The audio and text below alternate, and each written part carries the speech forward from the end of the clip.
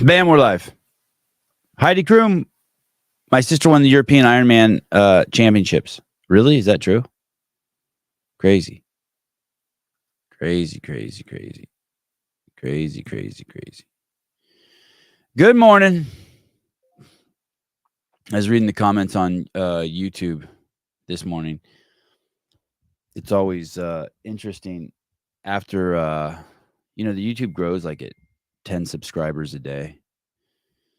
Just a slow, steady chugging along. And it's always interesting when we get these. So this week it's growing. I'm just making this up, but this week it's growing 3 times as fast, 30 subscribers a day. And so we get new people in here, and it's funny to see their reaction to the show. Good morning, Adam. Good morning, Papa. Good morning, Jessica. What's up, girl? Always good to see you. 2 years in, you'll hit 30K. You know what's going to happen? I think we're about to have a massive growth. I wonder how it's going to affect you guys, like the crew, the morning crew, because I suspect with Kill Taylor we're going to have like a big jump. I mean relative, not like a Jake Paul fucking jump, but I suspect as Kill Taylor catches traction, at some point there'll be a tipping point, and we'll put on an extra 10 or 20,000 subscribers, and I wonder how that's going to affect you guys. It'll be funny. It'll be fun it'll be funny because you guys understand the show so much better than the new people. Well, let me go back to this comment. So I saw a comment, and someone was like, I don't know who said it, but someone said something. They accused Will Brandstetter of saying it. I don't know if Will said it, but someone said the other day on the show that girls can't drive. And there was a comment in the YouTube comments saying how that wasn't cool. I'm just like, oh man. I think girls can drive. I think I don't. It's weird. I wish that was something I could draw along the sexes. I wish I could be like, oh, you don't think they can drive? Like Greg's wife's an amazing driver. Like I would say, it's hard for me to say this. I would say she's as good a driver as me. And I'm an amazing driver. I drove a motorhome through downtown Manhattan like a champ, 32-foot motorhome. I could parallel park anywhere. I can do anything. But I still am shocked when there's like a girl who can like parallel park. But they're out there. Lots of them. There's shitloads of like good girl drivers.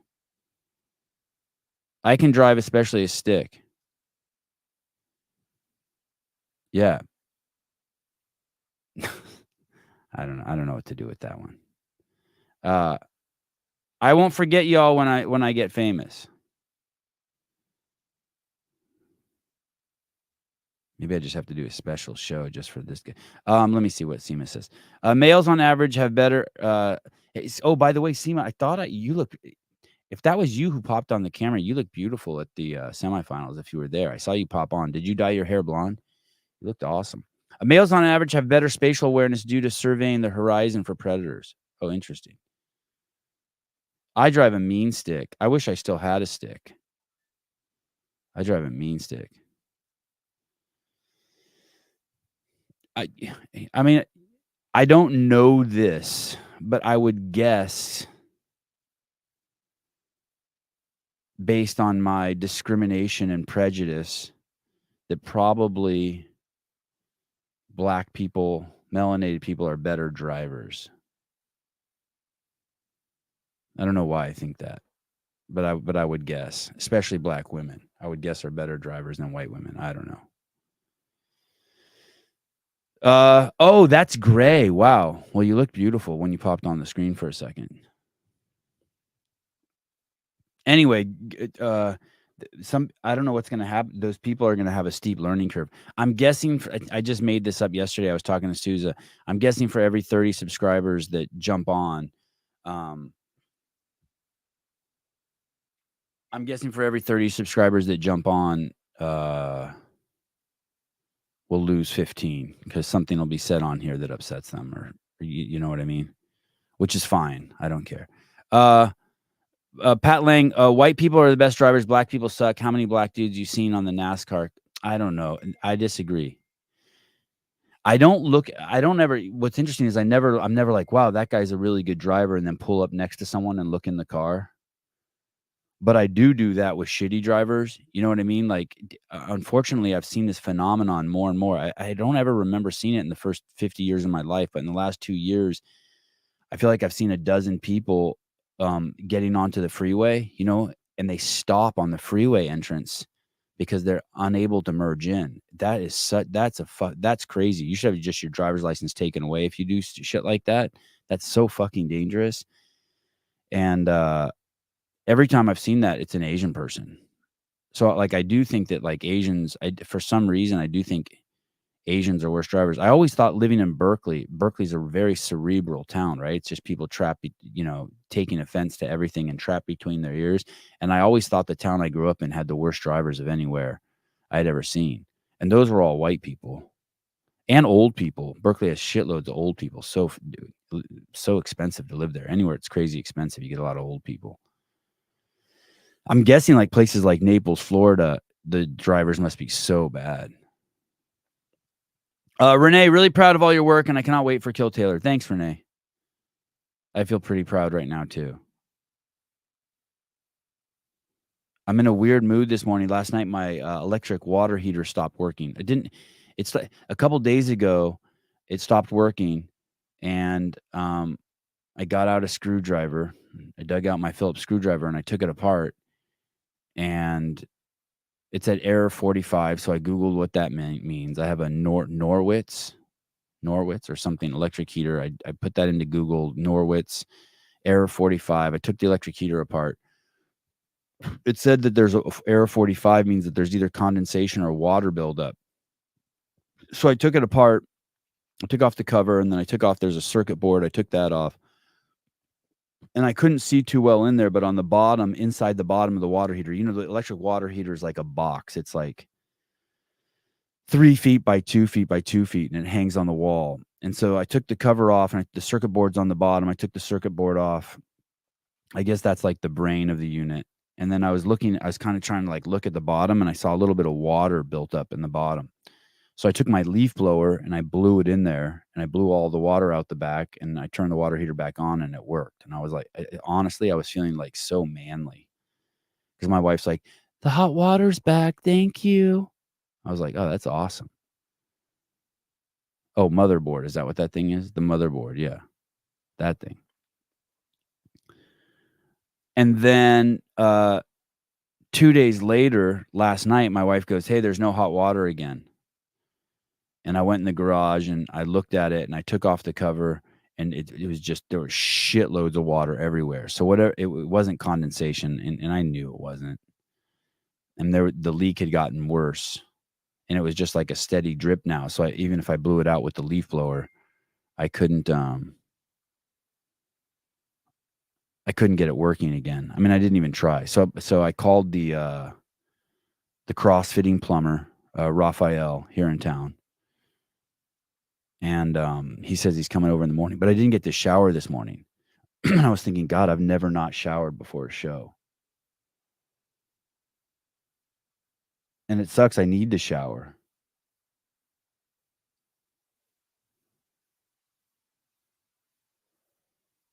I need to shower because I need hot water on my back to loosen my back. And so I feel all stiff and shit right now.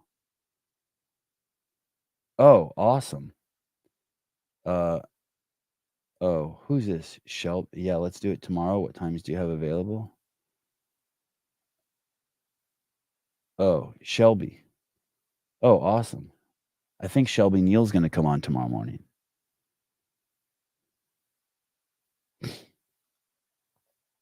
That's cool. What is this shit?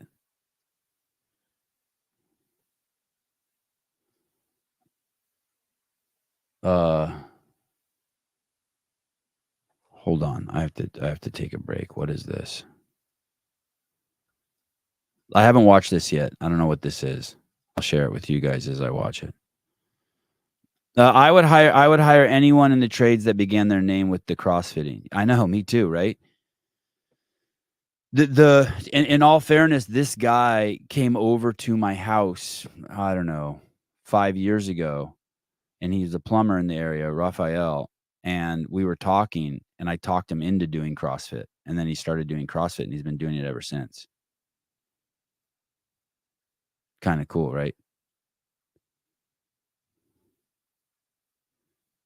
I think I'm single-handedly the biggest cheerleader in the world for CrossFit. I mean, there's probably 10,000 of us that are the biggest cheerleaders, but okay, what this is from an account called CrossFit Receipts. I think receipts is like a term for like someone who keeps those are like when someone says they have their receipts, that's like someone who takes screenshots of text messages. Is that what that is?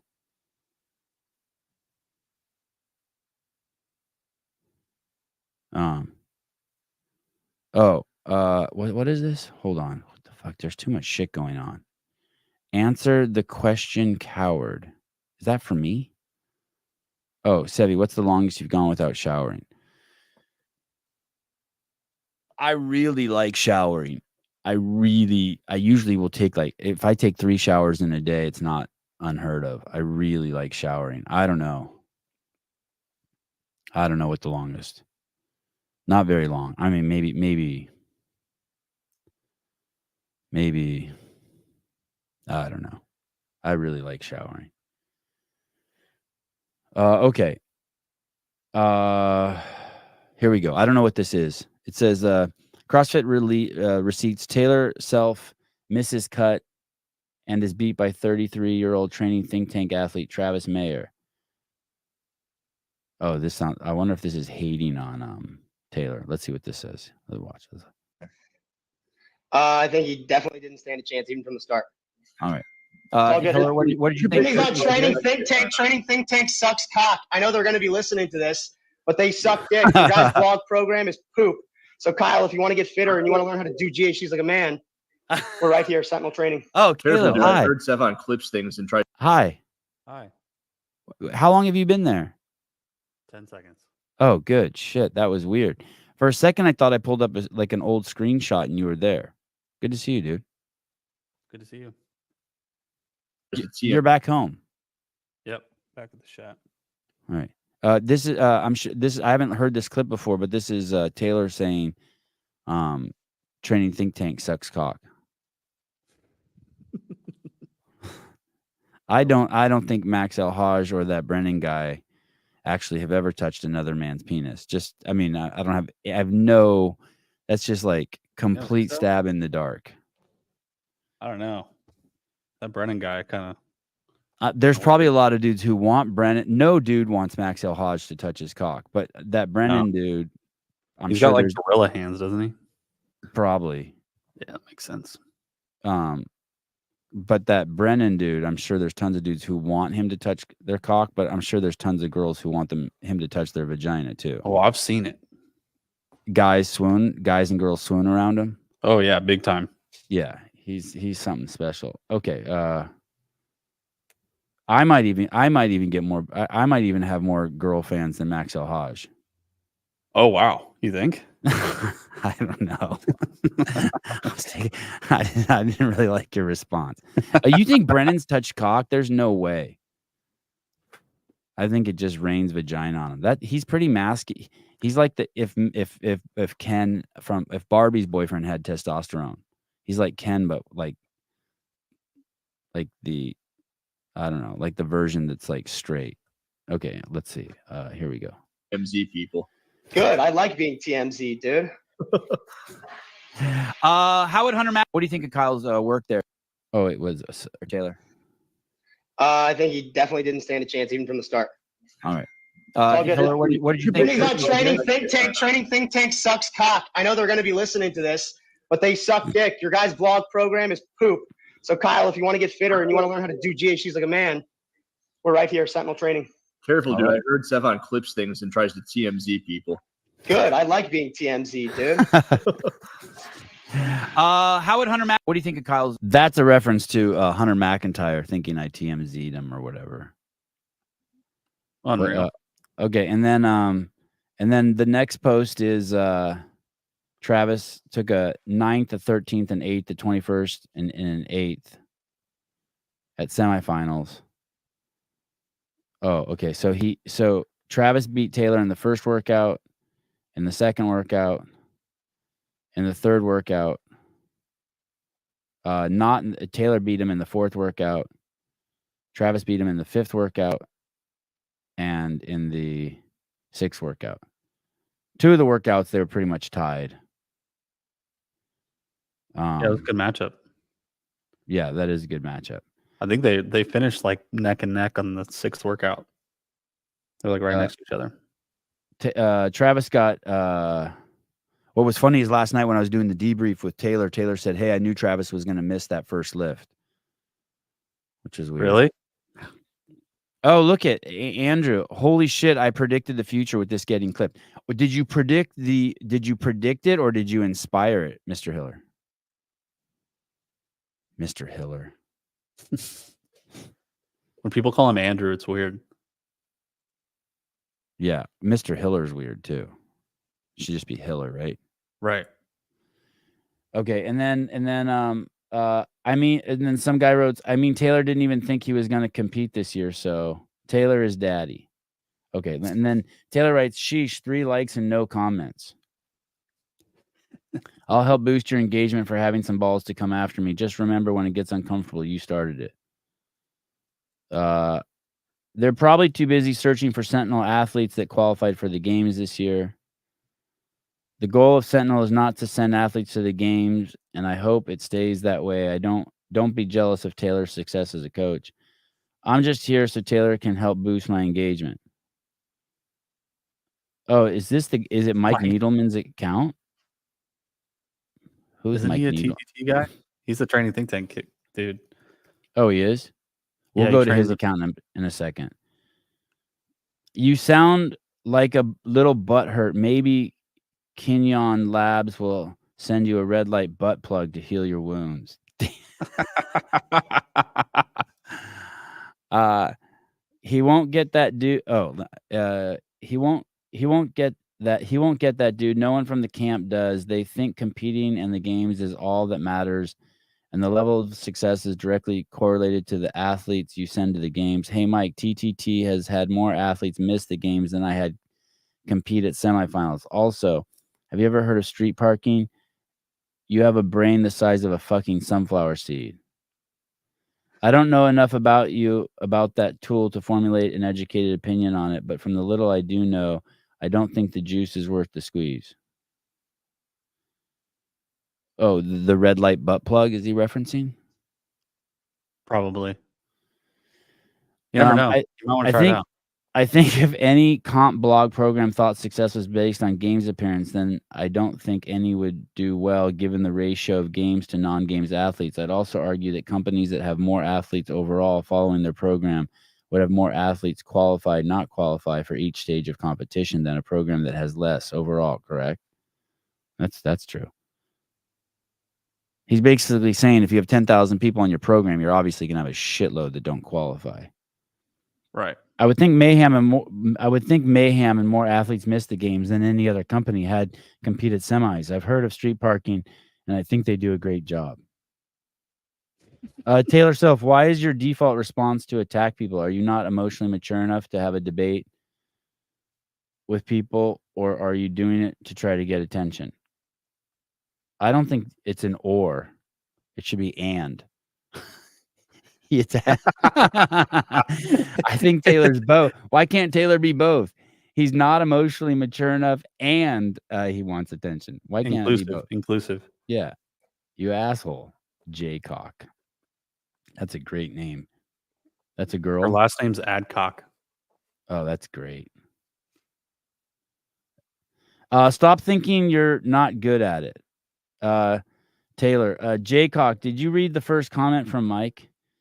And you questioning my maturity while also questioning my need to always attack people is incredibly ironic, but your brain is smaller than Mike, so I'm not surprised that went over your head.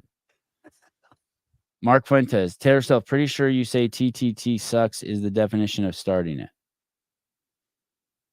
Oh, that's a brand new comment. Oh, like, oh yeah. Wow. Taylor's dead. Oh, I wonder if I refresh if there'll be another comment. I hope so. This is a fun thread. We just got it, so I think Taylor's actually in the thread right now. Oh yeah, look. Yep, there he is. There it is. Yeah, 40. In real time, people, we see the fight. Always on top of the freshest news in the CrossFit space. Taylor Self, shut up. Mark Fuentes, go do high rocks and scream into your pillow that Taylor and Colton have fans. Let's do another refresh. Fuck it. Let's see. Nope, 14 replies still. All right. I want to see this. Oh, let me just check the bottom here real quick. Okay. Let me see this Mike Needleman guy. CrossFit Games team athlete. 3 times CrossFit Indy semifinals athlete. Born primitive. That's what's this? Let's see this guy's born primitive shit. Oh, he's a born primitive athlete. They're eating their own. 2 born primitive athletes fighting. I don't know if Taylor's a born primitive athlete, but he definitely has a good relationship. It's like the pro-Palestine and the Pride Parade clashing the other day. Did that happen? Yeah. There's a pro-Palestinian, whatever you want to call it, standing in the middle of the road, preventing the Pride Parade from going through. Oh, that's fucking awesome. Did they start hanging the gay people and beheading them? Yeah, they did. That's awesome. This dude looks fit as shit.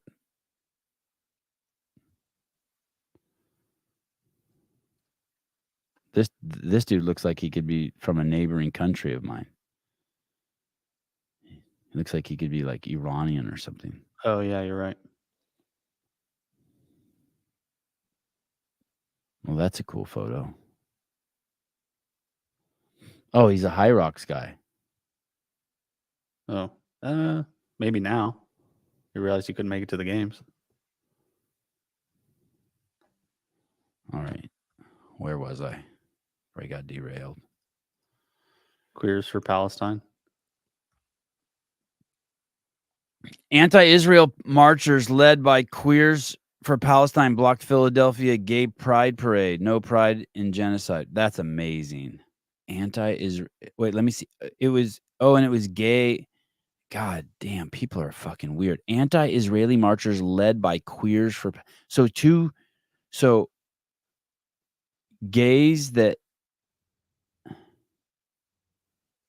gays for Palestine got into it with gays who are supporting Pride Month. It's just normal gays got into it with gays for Palestine. Dude, that's some amazing division. Like if you believe like, you know how like that's the belief, like the Illuminati, all they want to do is just keep like dividing people. A mob of anti-Israeli protesters faced off with participants in a gay pride parade in Philadelphia on Sunday, bringing the march to a complete halt as Pride Month kicked off. By the way, like the majority of gay people don't want nothing to do with Pride Month or the gay flag. Nothing to do with it. That organization has been completely hijacked by pedos. Completely hijacked. I feel sorry for gay people. It's like black people. Like their BLM shit just got completely fucking hijacked by fucking Marxists. And when I say hijacked, maybe that's a misnomer. Maybe it was originally started by them just to fuck with black people. As Pride Month kicked off over the weekend, I mean, think of all the fucking black people that have been hurt by BLM. A lot. Yeah, it's crazy. Yeah, all of them. Think of all the black people that have unnecessarily died in this country because of BLM. So fucking many. Thousands and thousands. As Pride Month kicked off over the weekend, might as well just call it Pedo Month, hundreds of anti-Israeli demonstrators belonging to the LGBTQ plus group blocked the Pride Parade's path in chanted Palestine. It doesn't even make sense. It doesn't make sense. This is crazy, dude. This is crazy. Like, you would think they'd just form together and just be one massive mob, but in reality, it's just lunacy. Yeah, I guess so. That's the belief that there's like some, undercover organization that just keeps wanting to split and divide, split and divide, split and divide. That's awesome. Fucking awesome. Love it. I like have you seen Sean Strickland's shirt? No, what is it? He has a Pride shirt. It's called American Pride. I kind of want to get one. Not I kind of want to get one. I want to get one. I probably will order one. I heard they're selling like fucking crazy.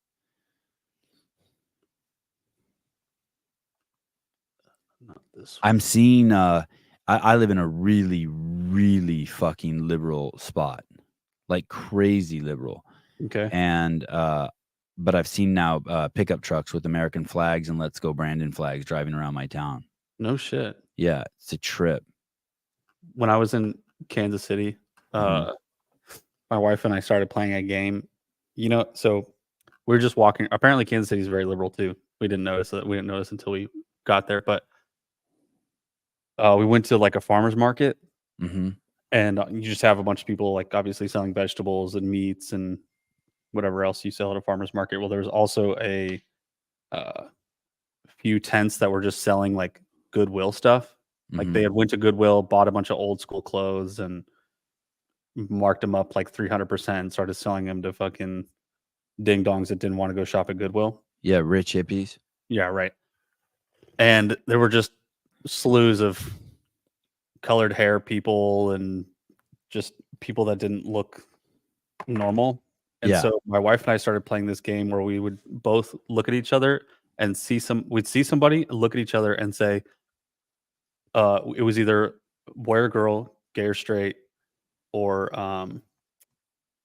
it was just those two. So we just like look at each other and be like, dude or chick, 3, 2, 1, go, and then we have to like guess what they were. Oh, is that fucking wild, huh? It was insane. And then we just went through that we played that game for like an hour. We like sat at a restaurant, just started staring at people and like 3, 2, 1, go, and then just started fucking. Oh, look, Vindicate is having a Pride Month. Oh, wow. That's awesome. That's cool. Yeah. I support that. Pride Month at Vindicate. How do those people fuck? Like everyone wants to fuck, right? Everyone wants to like have an orgasm or like feel good or have intimacy or like how do you do that if you present yourself as like shit? I don't know. I saw a couple with a child, and it was like a tall, like skinny, like dude, and then like this short tranny, and they had a kid. And they were walking around the farmer's market together. And we're like, so did you have this kid before you decided to be a chick, or what? like dudes walk around like in their day, like all guys, like even your grandfather, for people who don't know, like all dudes, like, and they walk around and they see people and then they see girls and then they like see them and with their eyes they become attracted to them. They're like, oh, just like how you might like see a bird or a cool building or anything, right? You see something or a fancy car and you see it, and on this real superficial level you like what you see. And then from there, like the other senses want to start getting involved. Like you may want to start touching it. If it's a car, you want to drive it. You want to smell it. You want to increase your intimacy with the object, your relationship with the object. And I wonder, so if you're like I have to assume, just imagine. I mean, let's say like that Folo chick's hot, right? The CrossFit Games girl. Sure. She's got a little weird nose, but it's okay. Love a weird little nose. And so if like a I'm assuming that like trannies are attracted to her too, right? Like everyone's attracted to her. Right. Like beauty is always going to be beauty, right? Yeah, beauty. Yeah, she doesn't wear makeup. She has a great body. She moves well. Like she's just attractive. Yeah. Oh, Sevi, have you seen the video of Pauly Shore talking about sleeping with a trans and says he will never go back? No. Wow. Really? I have to assume that Pauly Shore's got some like real mental health issues, like drug induced, like he did too much meth or something. Pauly Shore from like Jersey Shore? What is this? Chris GGG, alt-right bigot podcast. Look at the comment above that too. This podcast? Yeah. Apparently. What is a bigot? What the fuck is a bigot? Find out. Define bigot. A person who is obstinately or unreasonably attached to a belief. Unreasonably attached. A person who is obstinately or intolerantly devoted to his or own opinions and prejudices, especially one who regards or treats the members of a group with hatred or intolerance. I don't know. God, I don't think this is a bigot podcast. I don't think so either. I love myself a tranny. Like when my friends send me videos like of a hot chick getting out of a hot tub with big old titties and then she turns around and she's got a dick, I'm not even bothered by it. I'm intrigued by it. It is interesting. I'll tell you that. I accept it. I don't know. That seems a little harsh.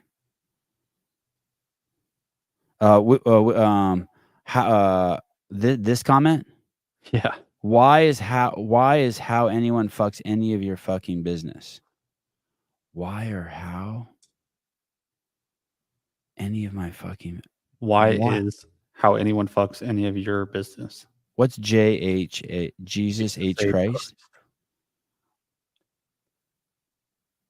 Why or how? I don't know if it is my business. What does that mean if it's my business? I don't know. That's what I mean. I think that like because the show like picked up like 100 subscribers this month, we got like retards in here. You guys hang out for a second. You guys need to Wow. We have a compliment from Daily Doses. Definitely not a bigot podcast, misinformed on a lot of stuff, but that's not a crime. Shit. I'll take it. If I'm retarded on a lot of stuff, it's fine.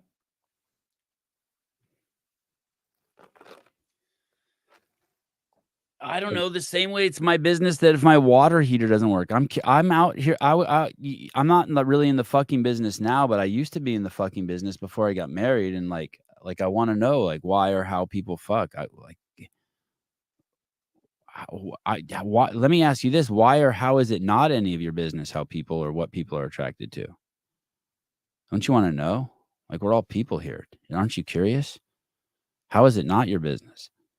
I have kids and I'm hoping that they find good people to fuck. I'm hoping like that they can find someone that they have a deeply intimate, awesome relationship with intellectually, emotionally, physically, spiritually. By spiritually, I mean, work on yourself to make yourself a better person, a more open person, value driven person, person with a open mind. It seems almost like it almost like to call someone a bigot means you are a bigot, right? Because then that means if you call someone a bigot, that means you're obstinately or unreasonably attached to a belief. So you must have some crazy belief about me to call me a bigot. That's a very good point. That's an intense word. I guess that's what happened. I guess that word kind of makes sense. That's why when someone has pushed you to a point where you've just drawn a line in the sand and you became a bigot yourself, you retaliate with that word.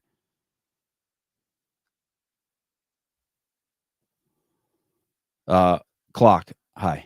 Bigot is the word lefties started using in place of racist. When they started recognizing that their constant use of racist to describe anything they didn't like was losing its effectiveness. I mean, that's a very interesting one too, because we all know that the left, I mean, they're the most racist group ever. I mean, that's one of their values, core values, is that blacks and Mexicans are retarded and don't know what the word computer and they like. I mean, that's their core value is that black people are retarded. That's not me. That's not me. By the way, that's not my opinion. That's a fact. I mean, you just see that. They say it openly. Observations and curiosity has become bigotry, racism, sexist, homophobic, apparently.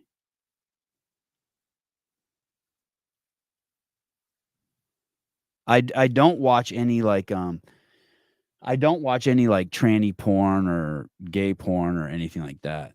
Like I have a hard line in the sand about that. I don't want to open that door. It's weird. I don't want to I don't want to open that door. I just missionary porn. 15 seconds of it, I'm good. To all the new subscribers, I don't like anal porn or anything like that. I mean, I'm not a bigot about it. I'm not like I don't think it should be banned or anything. Sure. But for myself, but I just don't. I don't do any like. I just don't want to open the door to that. It's like I think of it as like drugs. Like I don't like. I'm curious what fentanyl's like, but I'm just not doing it. To all new subscribers of the podcast, give it a month. You'll come around. Oh, thank you.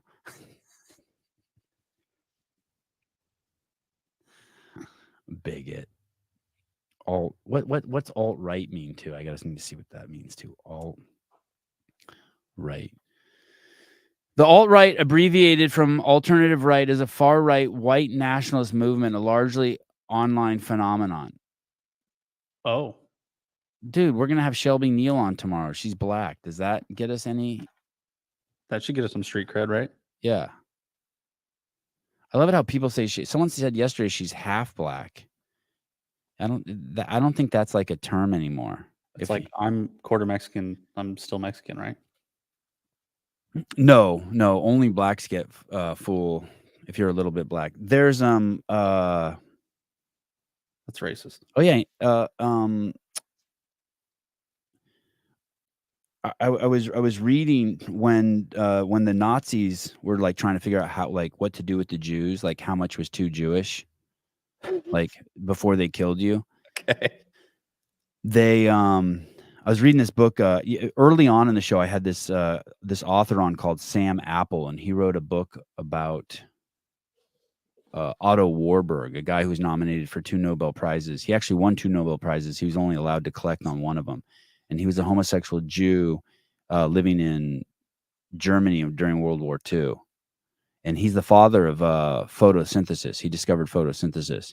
And he also discovered that he won the Nobel Prize also discovering that cancer is a metabolic disease, which is what Greg taught me all about that, which is the exact opposite of the way science has gone. The medicine has gone. Pharma has ignored that cancer is a metabolic disease, and they've just gone to, I think it's called a nucleic disease, meaning they think it starts in the nucleus of a cell, whereas Otto Warburg discovered that it's a metabolic disease. It's more closely related to mitochondrial function. But they were trying to figure out whether they should kill Otto Warburg because he's a Jew and he's gay. And Hitler eventually decided not to kill Otto Warburg because Hitler had this paranoia of dying from cancer, and he didn't want to die from cancer. And Otto Warburg at the time was the premier cancer researcher in the world, so they let him live. But the book also went into, or I read somewhere else about how they were trying to figure out how much was too Jew. Like if you were only 30% Jew, did they still throw you in the oven and kill you? Mm. And so they referenced the KKK. And for the KKK, it was just if you had 1% black in you, they didn't like you. And the Nazis thought, and by the way, those are the Democrats, by the way, in case you didn't know. The KKK was were all Democrats, not one Republican in the group. And same with slave owners. There wasn't one Republican slave owner, for those of you who don't know that. The North won too, by the way. I don't know if you got how many of you guys know that. The North won. The Republicans won. Long time ago, actually. And the Democrats lost. That's why there's no slavery in this country. Fuck nuts. So the KKK believed that, oh, if you had just any black in you, that you were toast. You know, get a rope. And the Nazis thought that was too harsh. And I forget what they chose. I think they chose 30%. They thought the KKK was out of their fucking mind. They're like, that you can't do that. Like you got to give it a little wiggle room. That's surprising. There's actually, I think I started reading this book. It's called 1% Black or something like that about it. It's kind of boring.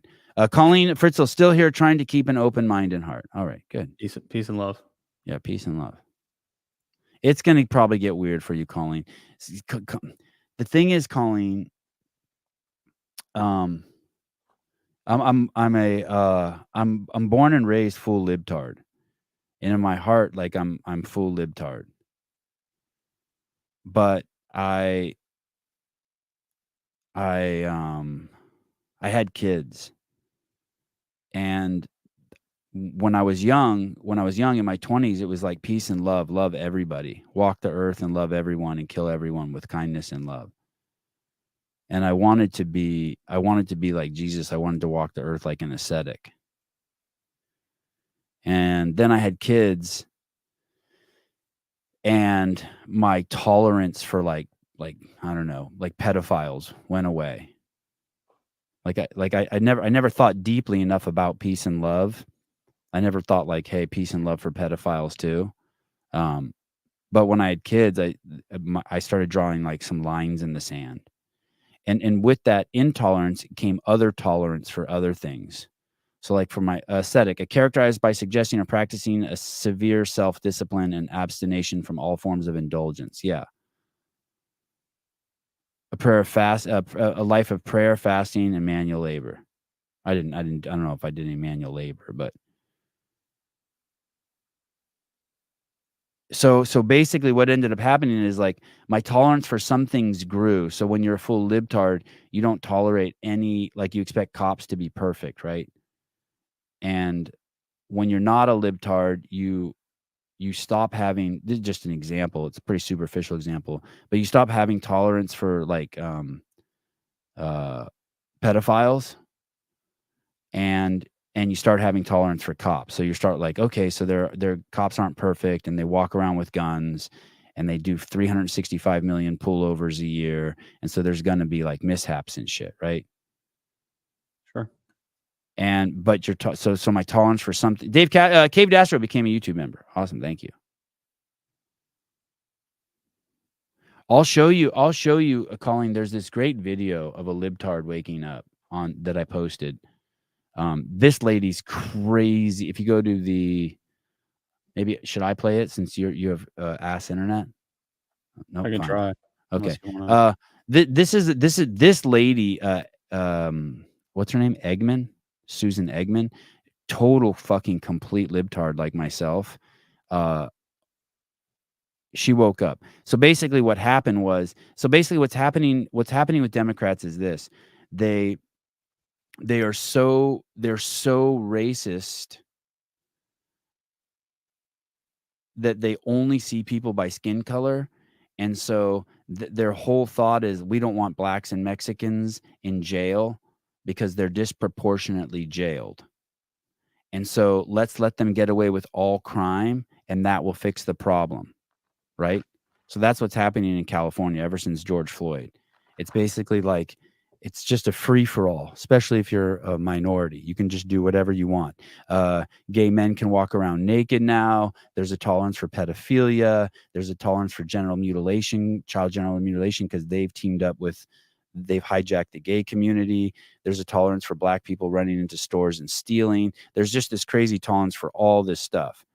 But what's happening now is so many there's these organizations that have blacks and Mexicans in them, obviously shitloads of white people too, that are involved in child sex trafficking in California, but they're letting the blacks and Mexicans get off because that trumps hurting kids.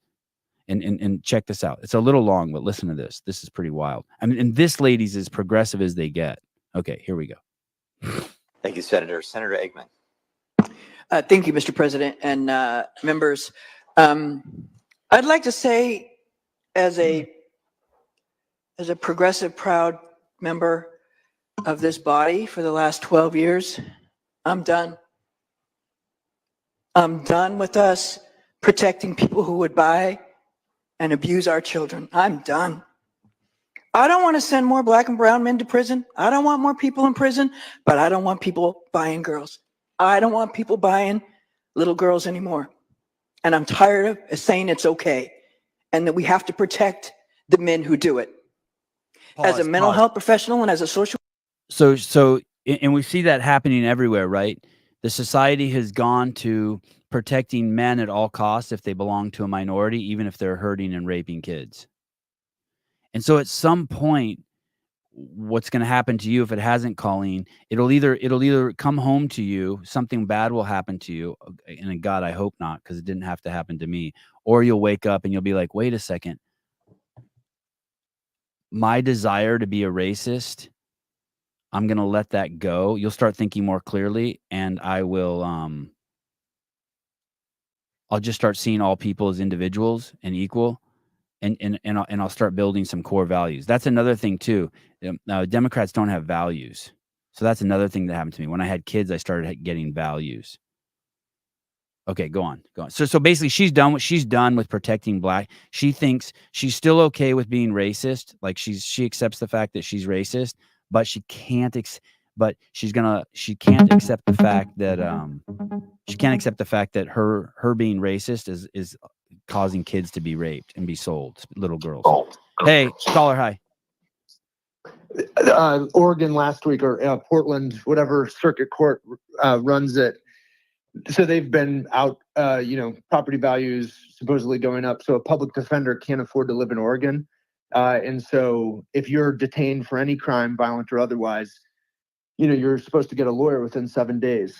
And so what a court in Oregon just ordered, again, not Portland and the suburbs, is that if you can't get a public defender within 7 days, you go free, regardless of the crime.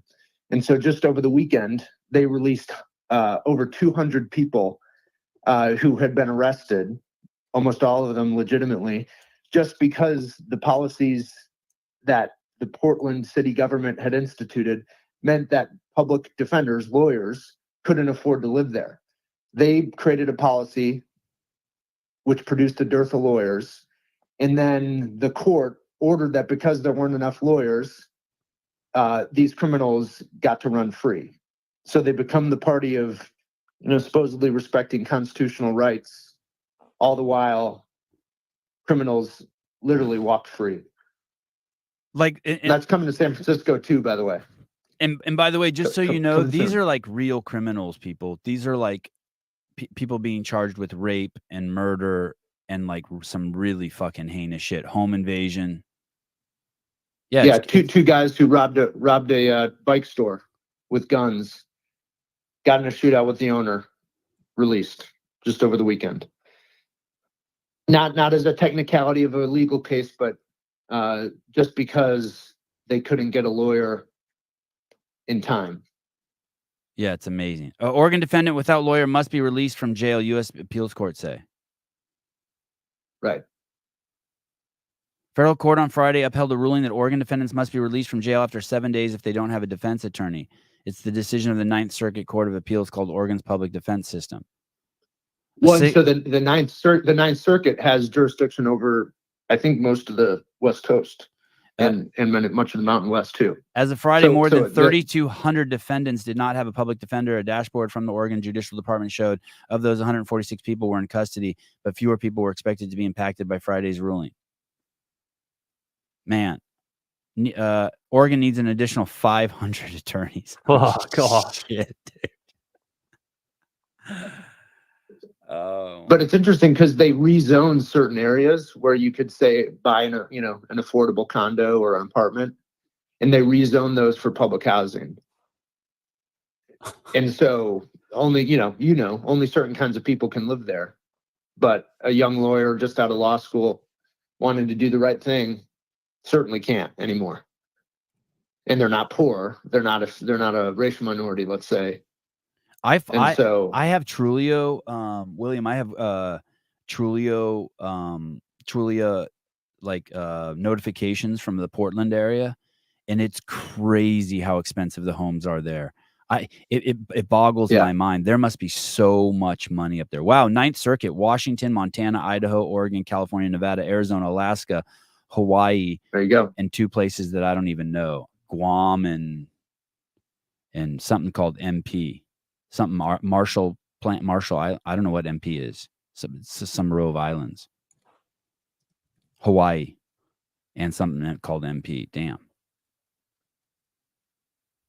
Mariana Islands.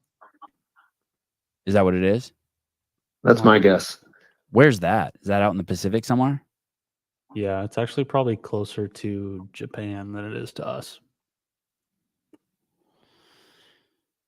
All right. But my water heater, hopefully my water heater gets fixed today, is what I'm trying to say. We'll hope for that. Take care, guys. Thank you. Bye. Anyway, so Colleen, that's what you're dealing with. I don't know if bigot's the right word. If it is, I'm sorry. I don't want to be a bigot. I'm not trying to be a bigot. I just live in I just live in this weird. Okay, let's go back to that lady. She's had it. Just California senator. Okay, here we go. Worker, I can tell you I've spent my entire career working with people who have been wounded. I'm not going to say beyond repair, but they have been wounded to their core by the abuse that's been heaped on them. Oh, sorry, pause. They love Colleen, I wasn't the one who made the bigot comment. Oh, okay, sorry. My bad. Another C name, maybe. Oh, okay, sorry. That's another thing you have to tolerate. I can be pretty sloppy. Okay, go on. Let's go. Some would say extra. Extra sloppy. Yeah, I can be extra sloppy. And if their parents won't do it, then by God, we should. Again, I am not arguing that we open the gates to flood our prisons with people, but I am arguing that we have a moral responsibility to say enough. Enough. We have given away enough on this area, and we've got to move back into the center, or we all look like fools and laughing stocks. And what do we stand for? I ask all of you to watch the documentary that Senator Grove was in. She knows it, right? We have to move back to the center. We've given enough. Yep. Yeah. Nordstrom's in downtown San Francisco can't stay in business because the crime is so fucking bad on the streets. Like, you've given enough. Okay, you tried it. You tried it. You passed laws that so black people and brown people. If you give crime statistics, it doesn't make you like a racist or a bigot.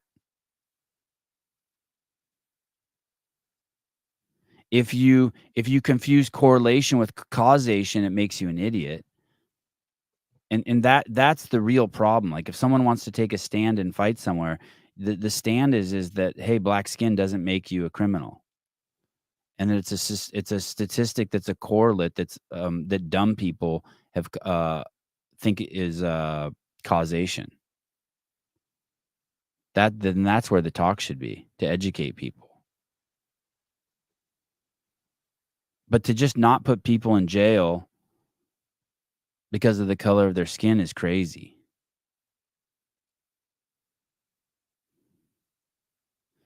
Tyler Splide, thank God she now she sees now and can say it even though it took 20 years. I mean, yeah, fuck, took me 45 years, dude. I need a fucking medal. Yeah, exactly. And these are facts here. CrossFit is the inverse of a pawn shop. If you see an area where there's a Nordstrom's, You know it's safe. I walked into this bathroom yesterday with my kid. So we went to the tennis courts in Santa Cruz, and we walked into the bathroom, and my kid goes, "This is disgusting. It's a public restroom." And we went over to the urinal, and there were cigarette butts in it, and the thing stunk like shit, and there was just like, pee all over the floor. And it doesn't make me I'm not a bad person because I don't want to live with those people. I don't want to live with people who treat their public facilities like they throw trash out, they empty their ashtrays in parking lots, they put cigarette butts in urinals. They like I have 3 kids. My kids shit in every public restroom in town. I want it does not make me a bad person that I want to live somewhere where the public restrooms are clean. It doesn't make me a bad person that I don't want to live somewhere where there's drug addicts walking the streets. Yeah, normally they do walk into those public restrooms barefoot, standing and piss. That is true. But we were playing tennis, so he had his tennis shoes on. That's nasty. That's like a fucking tetanus hazard. I won't spit gum in a urinal. Yeah, well, thank you. Thank you. Appreciate it. It's okay to want to live literal tennis shoes. Like they got special, like my kids can beat everyone in the chat in tennis at 7. Except for maybe Chris Beesterfield. I think he might be a tennis coach. It doesn't make you a bad person if you want to live somewhere without crime and violence and thievery and people who spit their gum out on the sidewalks and throw cigarettes and people peeing and shitting everywhere. It doesn't make me a bad person that I don't want to sit in my Paper Street Coffee cafe and look and pay $12 for my latte and look out the window and there's a guy sleeping under a tree out front with his tent and a little campfire and fucking needles all around. That not even in the slightest.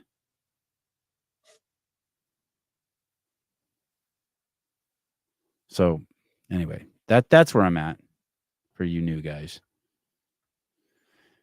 This one's good too. You want to see another one? This one's great too. This is this guy ran for governor of California. This guy's a hardcore liberal, hardcore fucking liberal. And what's sad is the U.S. government has been fucking with this guy so fucking hard. Michael Schellenberg. Okay, here we go. Everybody, it's Mike Schellenberger for Public. Ever since Donald Trump emerged as a presidential contender 9 years ago, America's most esteemed scholars and journalists have argued that he is violating the norms of our democracy, which set us apart from other nations. Trump, they said, was ignoring the unwritten rules and values of American political life, which provide so much stability. I'll tell you another thing that happens to you when you wake up. You start seeing the value of liberty over democracy. So, and just so you know, a quick a distinction. In Egypt, they had a democracy, and they had an election, and in the election, they voted out their democracy. Oh, and they went to like Sharia law or some shit. You can't do that. You can't do that in the United States because our foundation is not our democracy; it's our liberty. And our liberty is built on Christian values. And so someone like me who's not a Christian, it doesn't mean that I'm like, hey, fuck that. And I used to be. That's another strong characteristic of libtards. They get confused between democracy and liberty. And when they realize that liberty is built on Christian doctrine, they somehow turn against it. But you can embrace elements of Christianity and those core tenets. That's what protects our democracy. It's our liberty that protects our democracy, so that you can't vote out. The masses can't get together and be like, we don't want democracy anymore. Our liberty doesn't allow that.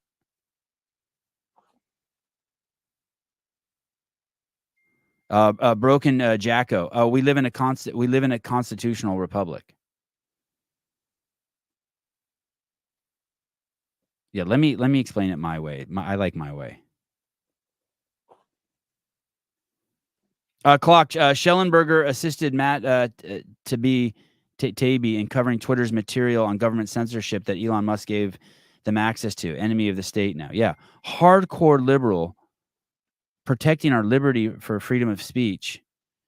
Releases I think they were called the Twitter files, and now the U.S. government hates him. When like he's amazing.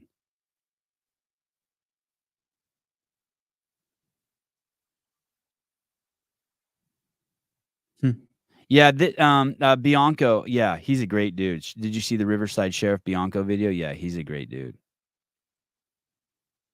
Graciano, and to the republic for which it stands.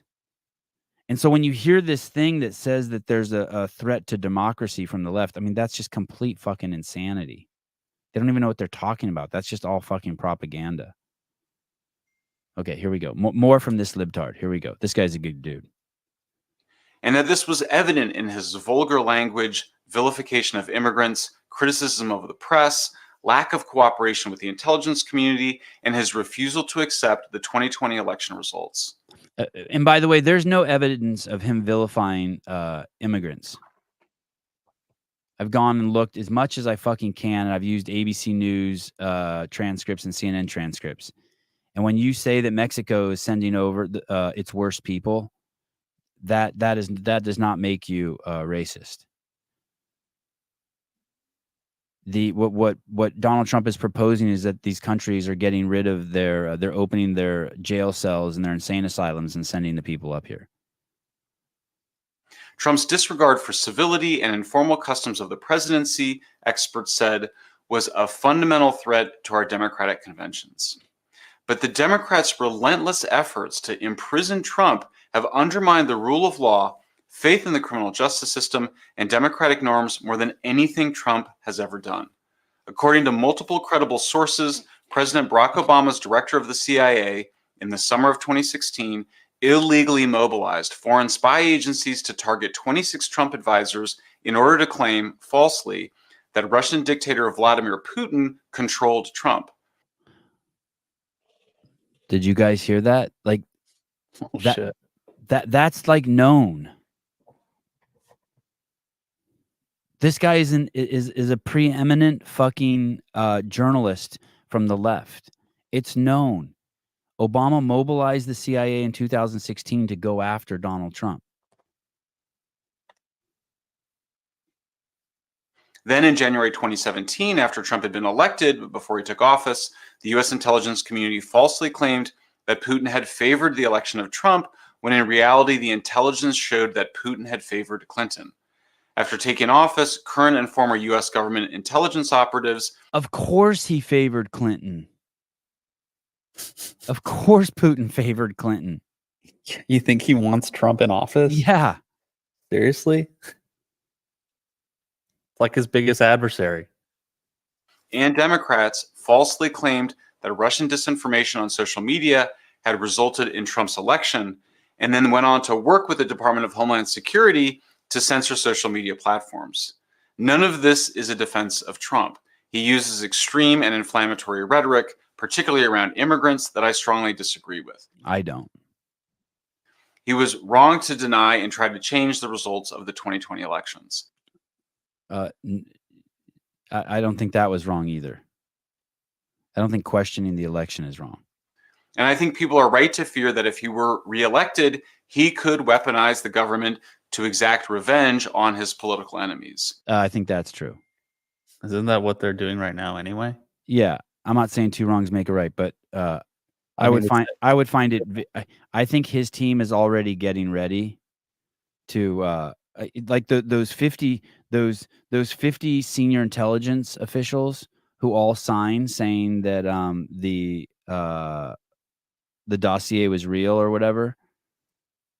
You remember that, the 50 intelligence officials who signed the saying that Trump was working with Putin and the Russians to get elected, and that they knew that it wasn't, and yet they signed it. Those dudes should be worried. Those dudes, I would guess that. Here's the thing. I don't know if it's exacting revenge, but it's definitely rooting out pieces of shit. But that latter reality is simply further proof of the danger of Democrats weaponizing the government. Democrats went far beyond anything Trump did when it came to abusing their political power. After the Supreme Court ruled that Biden. Yeah, and that's another. It's like it's not even close. Like if you don't like the abuse of power, if you think Trump had the abuse of power, it's like not even close. Could not legally forgive student loans, for example, he did so anyway. By contrast, Trump did not violate any Supreme Court rulings. Now, Trump has indeed criticized judges, journalists, and intelligence agencies, but why exactly is that a bad thing? We have a separation of powers for a reason. The intelligence agencies broke the law multiple times in targeting Trump, and the news media have rightly lost the public's trust after lying to us about everything from the origins of COVID to the efficacy of the COVID vaccine to the Russiagate hoax itself. Or consider the prosecution of Trump for supposedly taking and holding on to classified documents. It's not obvious that Trump put national security in any greater danger than Biden. There is evidence that the Biden administration worked with the National Archives and the Department of Justice to demand the confrontation in the first place. And there is also the possibility that the raid was motivated in order to recover the very same documents related to the Russiagate hoax. And the abuse of the court system by Democrats in an effort. That's an important thing right there.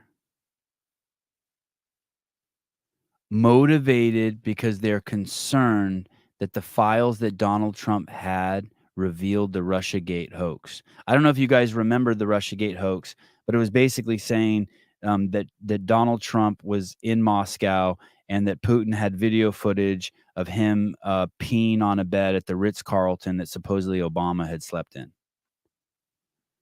And that because the Russians had video of that, they somehow had leverage over Donald Trump, that they were that was posted. Yeah, and you know who posted that too?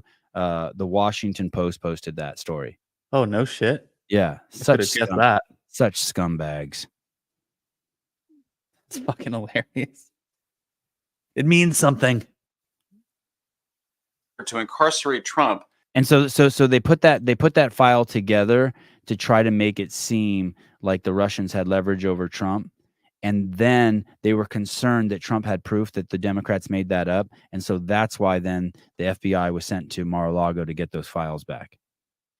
Checks out. And keep him off the ballot is far more of a violation of norms than anything Trump ever dreamed of. This recent felony conviction of Trump for falsifying business records relies on the idea that he misclassified campaign payments.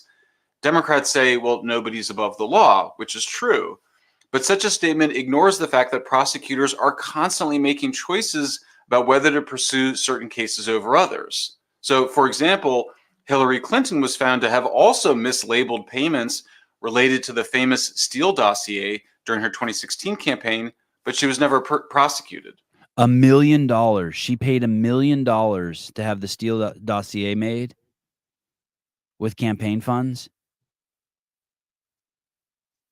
The Federal Election Commission merely fined Clinton and the Democratic National Convention for this misconduct.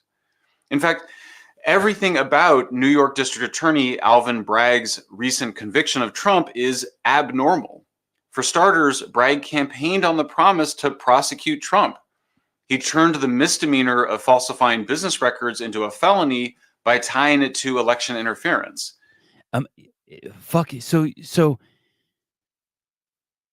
it's a misdemeanor to misappropriate campaign funds. But because, by the way, in that law had never been used before, that if you misappropriate campaign funds, it was a new law. Some people say it was put into place purposely ahead of time to get Trump. If you misappropriate campaign funds, it's a misdemeanor. But if you use it for election interference, it becomes a felony. So this lady accused him. I don't know. I don't even know what the accusation was, but he fucked this chick. What's her name? Stormy Daniels. Oh, Stormy Daniels. By the way, one of my friends said that he's seen her at strip clubs like a half dozen times in West Virginia, DC. And Really? Yeah, and she makes like $10,000 or $15,000 And I said, does she fuck people in the crowd? He said, no. He said she rolls with she got like a husband bodyguard that's like this fucking madman. And he said my friend has a very let's say a wide breadth of love for women. Like he accepts all the different bodies and titties, and I think my friends even like bang some trannies, and he said that she's gross. Damn. But she still fucking makes a killing on the strip club circuit. You're like a shitty West Virginia stripper? I don't know, maybe, or just a normal one. Oh, right. Shitty from everywhere else standards. But yeah. So anyway, so I guess Trump fucked her and then didn't want her to talk about it and gave her some money to not talk about it. But the case was so weak that both the Department of Justice and the former district attorney of New York refused to prosecute it. The judge in the case donated directly to Biden, and his daughter is the president of a Democratic Party fundraising firm whose clients include Representative Adam Schiff, who led the Russiagate hoax. The judge told the jurors that they didn't need to agree on what crime Trump intended to commit by falsifying records. Trump's exact crime was rather confused. The case confused even legal experts. At the start of closing arguments, wrote legal scholar Jonathan Turley, most honest observers were still wondering what the prosecutors were alleging as to the crime that Trump was supposedly concealing with the falsification of business records. Even CNN's top legal scholar, Elie Honig, who is also a former colleague of Bragg's, said the trial violated norms. Prosecutors got Trump, but they contorted the law, said Honig in a New York Times Magazine article. The charges against Trump are obscure and nearly entirely unprecedented, he wrote. In fact, no state prosecutor in New York or Wyoming or anywhere has ever charged federal election laws as a direct or predicate state crime against anyone for anything. None ever, he wrote. All of this is a really radical change from the ideals of the Democratic Party just a few years ago. In the 1970s and 1980s, Democrats fought to restrict and reform the intelligence community so that it would stop spying on American citizens for their political activities. Democrats defended a high standard for free speech, including the right of Nazis to march through neighborhoods of Holocaust survivors. And since the 1990s, Democrats have raised the alarm about the abuse of prosecutorial power and misconduct and elected to office progressive prosecutors, including Alvin Bragg himself, in order to reduce the prosecutions of nonviolent crimes. Today, Democrats are pioneering all new ways to weaponize the government. To a large extent, this is due to, hey, everybody, it's Mike Schellenberg. Complete liberal, guys. Complete liberal. This guy's as liberal as they get. Yikes. Of course, they don't want him anymore. He's a powerhouse, Schellenberger. He's also it's funny. I saw this thing. He said after studying the homeless situation for 20 years, he finally realizes it's a misnomer to call them homeless. I wish he would have talked to me. It took me a week to figure it out. They're clearly not homeless. They're drug addicts and criminals who prioritize their drug addiction and their lifestyle of stealing over getting shelter. Building them shelter is just idiocy. Throw them in jail. What's his Fran time? Great. It's a great question. Pat Lang, the judge told the jurors that there are 3 different ways to determine if a law was broken. He said they didn't have to agree on which way, but only that crime was committed.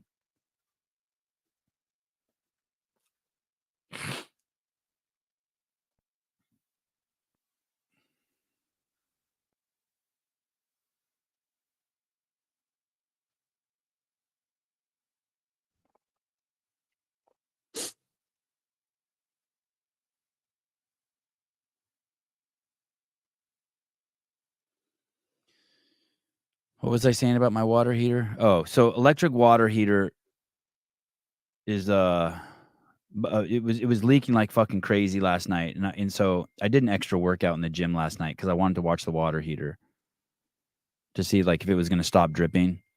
And I was in there for like, so basically I set the I have a Rogue timer, like interval timer on the wall, Mm-hmm. and I set it for 60 minutes. And then I just grabbed I grabbed the 40-pound D-ball. So I did basically on the minute, like for, I did 5 front squats with the 40-pound D-ball, 6 push-ups, and 4 strict chest-to-bar pull-ups. And I just did that on the minute. And I did that for 20 minutes. I thought I was going to do it for 60. I was fucking hurt, though, after 20. I was just a pile of sweat. I knew I didn't have hot water. I wasn't going to get to shower before I went to bed. And so then I went over. I stopped the timer. I'm like, I'm not doing this for 60 minutes.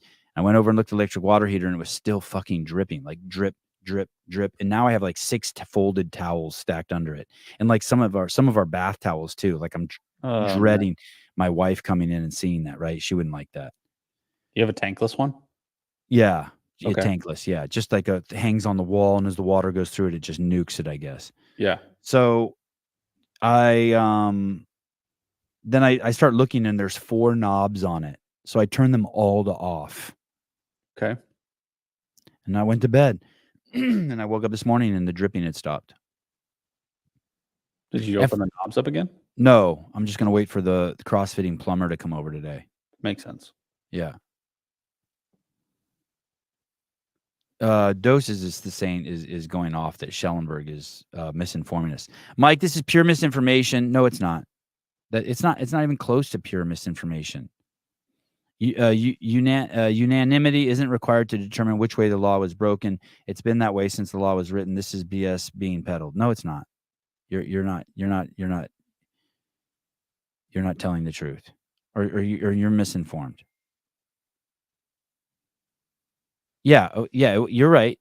I agree with this. Every count was unanimous in conviction by the jury, which by law had to be. Yeah, Derek Chauvin was unanimous too. We 100% know that George Floyd wasn't killed by Chauvin. I don't know what your point is. CrossFit. Sevon complained about home issues to the guy with the Shadican. It's a little weird. You're He's right. not complaining. He's just explaining what happened. Anyway, so I was concerned when I woke up this morning that my garage would be flooded because it was still dripping. Because he shut it off, and I wasn't sure if the water that was dripping was. I had misdiagnosed it at first. When I first put the towels down, I thought it was the water that was already in the pipes coming back and dripping. Sure. But then after doing that little workout, I realized, oh shit, maybe it's the water pressure coming from the outside, the city water that was pushing through that was dripping. So that's why I turned everything off, and that was the smart thing to do. Yeah, that makes sense. I have one of those electric water heaters. I'm gonna try to set it up here in the next week or so. Oh, you are? Yeah, the one we had a big tank one, and it was like 4 feet tall and 2 feet wide, and just took up way too much space. So it's a good idea.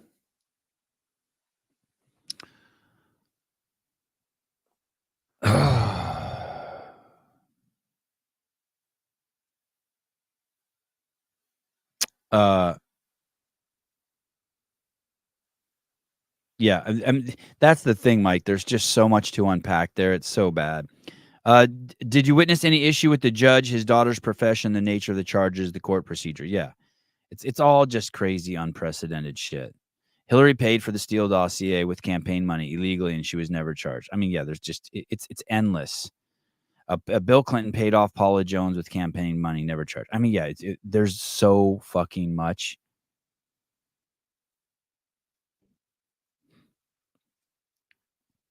Did he say that? Please tell me where the judge told the jurors they did not have to be unanimous in determining the guilt of the count. Guess what? You cannot. He never said that. I didn't hear Schellenberg say that. Sorry.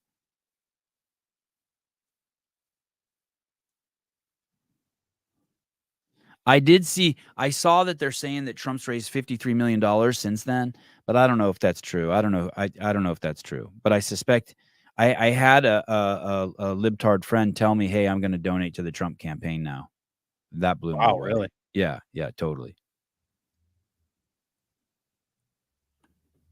That's cool. Yeah. Converting the masses.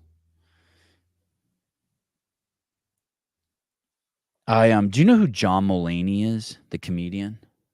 Yes. Oh, you do? How do you know who he is? He was on Big Mouth. He's That's like a character in Big Mouth, which is a cartoon show. Okay. And that show is fucking hilarious. Definitely don't watch it with your kids around though. Okay. He's a really good voice actor, and then I just kind of like followed along with him. He's actually pretty funny. I kind of liked him. So last night at like 10:30, I sat down in my rocking chair, my Japanese minimalist rocking chair, and I turned on the TV, and I don't remember what app it was, but there was an app on my iTunes or my Apple TV. It was either Netflix or Prime, and I clicked on it, and it just opened up, and it was playing a preview to Dave Letterman interviewing this guy John Mulaney. Okay. And I clicked away from the preview just as Letterman goes, the greatest. And I'm like, what's the greatest? So I go back and he says, just when I thought comedy was slipping, this guy comes along. And I think he's the greatest living comic alive right now. Oh. And then this guy, John Mulaney, walks out. And then the preview was over. So then I went to the search function on Netflix or Prime, and I typed in John Mulaney, or I said John Mulaney. And I started watching a stand-up routine of his. I watched like 15 minutes and my eyes started getting heavy, so I went to bed. But I'm going to give him a shot. But I thought it was crazy that Letterman called him the greatest like living comic. Yeah, that is really surprising. Yeah. There's a few guys that have been popping up on my feed lately that I'm like, this is a resurgence of good comedy, I think. But I would say I don't think I've watched many of his specials, but I see bits of it, but I mostly know him from Big Mouth. And that shit's pretty funny. The first couple seasons are pretty good. I think after that it kind of gets weird, but it's like it's like follows these kids, and they have a hormone monster, and so it's like isn't there a Disney show, a movie premised on that? Like it's like inside the kid, a kid, and you see but it's like R-rated version of that. It's so much better. Oh, okay. That's a great premise. Yeah, so like these kids just walk around and they're all kind of like how you would imagine like an elementary or middle school, or like probably a middle school where everybody's just hormones are just raging mad, and you have this hormone monster that looks like a dick, and he just like tells them to do what you would do as a 15, 16-year-old kid seeing hot chicks. Okay, I like it. It's fucking hilarious. Hey, rage, fucking rage. Hey, this my wife sent me this. My wife sent me to OnlyFans. Oh. This is so fucking funny, and it's free. If you want to see something so funny, this chick Whitney Cummings is so fucking funny. You think so? Oh my, have you seen it? I haven't seen that, but I've seen Whitney Cummings stuff before. Oh my God, dude. This chick is so funny. I couldn't believe it. Usually when my wife sends me stuff, we have a different sense of humor. This is unbelievable. Torn our country apart. The trans drama, that is like completely tearing our country apart, dude. She's so good. Losing team for 30 years. It's Let me see if I can just luckily land on a good bit. If you're dating a guy who works out a lot, you relate to the nightmare of having your whole kitchen covered in a thin film of protein powder, just everywhere. God, fucking Dan Bailey lived with me for a fucking month or 2 months or 3 months. What a fucking nightmare. Is that what it was like? Protein powder? He's gross.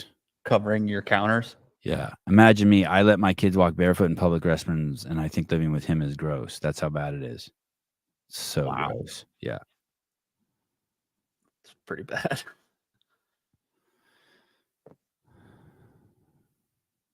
God, I love Will.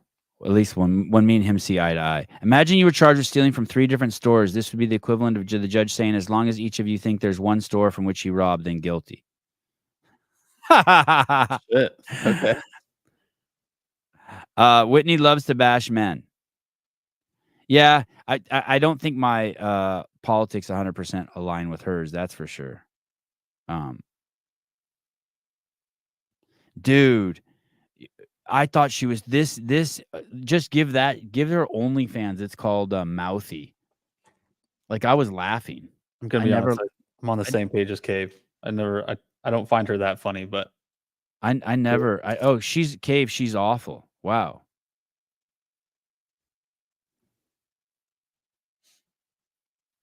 Man, I was laughing my ass off. I never laugh. Maybe I was just the mood I was in. I was cleaning my office and I played it on my phone. And the 54 minutes went by like so fast. First, I was like, God damn it, I hate my wife. Why'd she send me something that's 54 minutes long?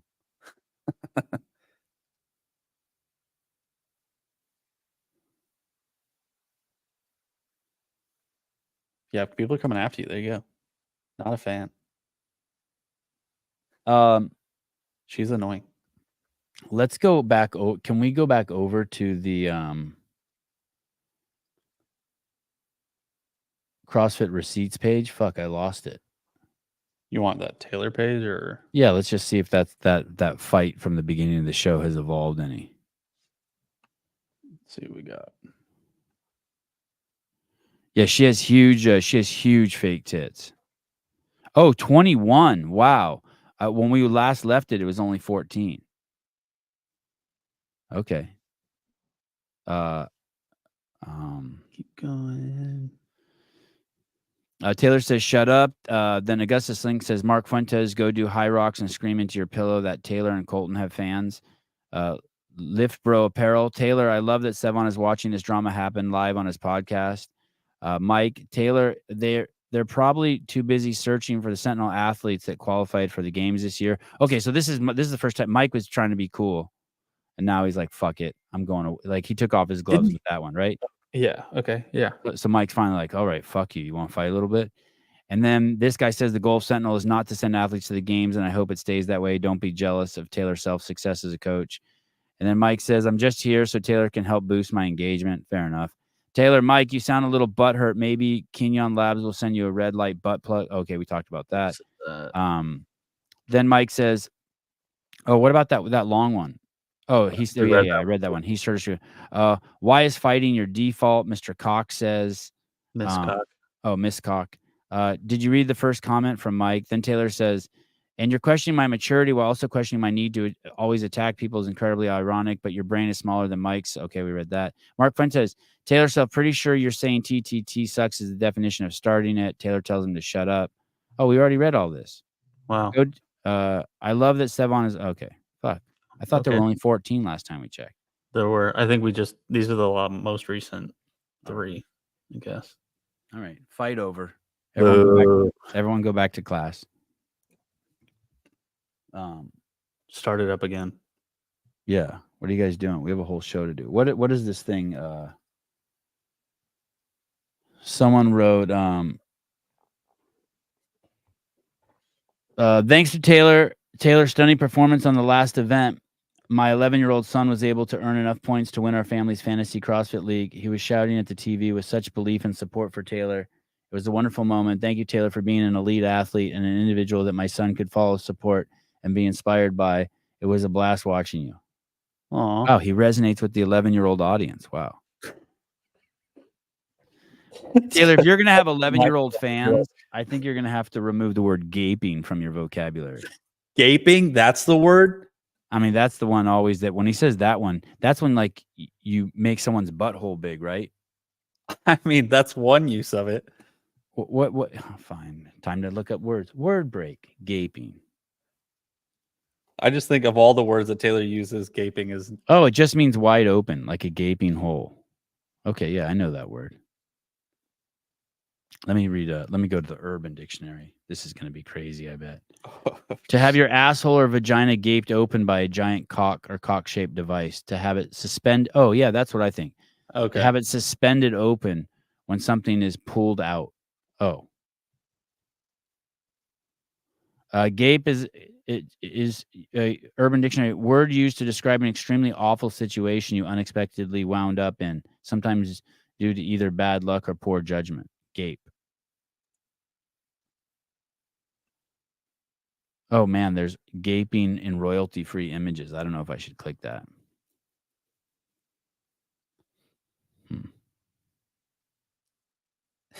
Gape gazing.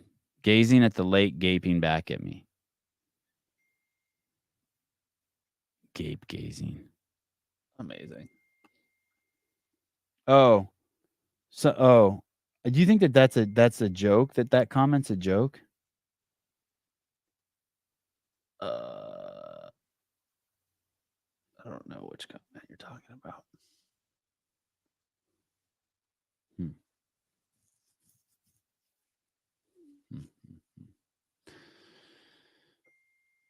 Uh, No, I think that's real. most 11-year-olds have phones, probably know all about gaping. Oh, that's disgusting. That's pretty fucked up. I hope you're wrong.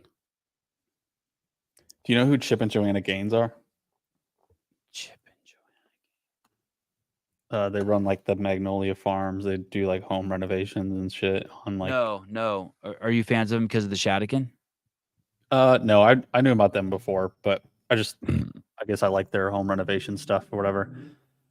They were on a show and they were talking about how they won't let their kids have social media until they're 18 years old, and the kids are just like cool with it. They're like, oh, okay, that's fine. Yeah, if they don't know any better, they don't know any better. I Right. keep seeing all this stuff from people saying, don't give your kids phones and all this, and it's just crazy that like that has to be said to me. Like people are like, yeah. I don't know what anyone was thinking. Just think of what you use your phone for. I don't want my kids using their phone the way I use my phone. Okay. Yeah. You know what I mean? That's enough. That's it. An 11-year-old should not be doing what I do with my phone. It's just, you know. I agree with that. Like I'll watch just fucking fight videos for 20 minutes while I'm taking a shit. I don't want my kids watching any fight videos. Yeah, I see a lot of like war stuff. So like what's like Ukraine and Syria and shit like that. I don't think 11-year-olds need to be watching that. No. It's like not at all. Yeah, and searching for gaping. And the thing is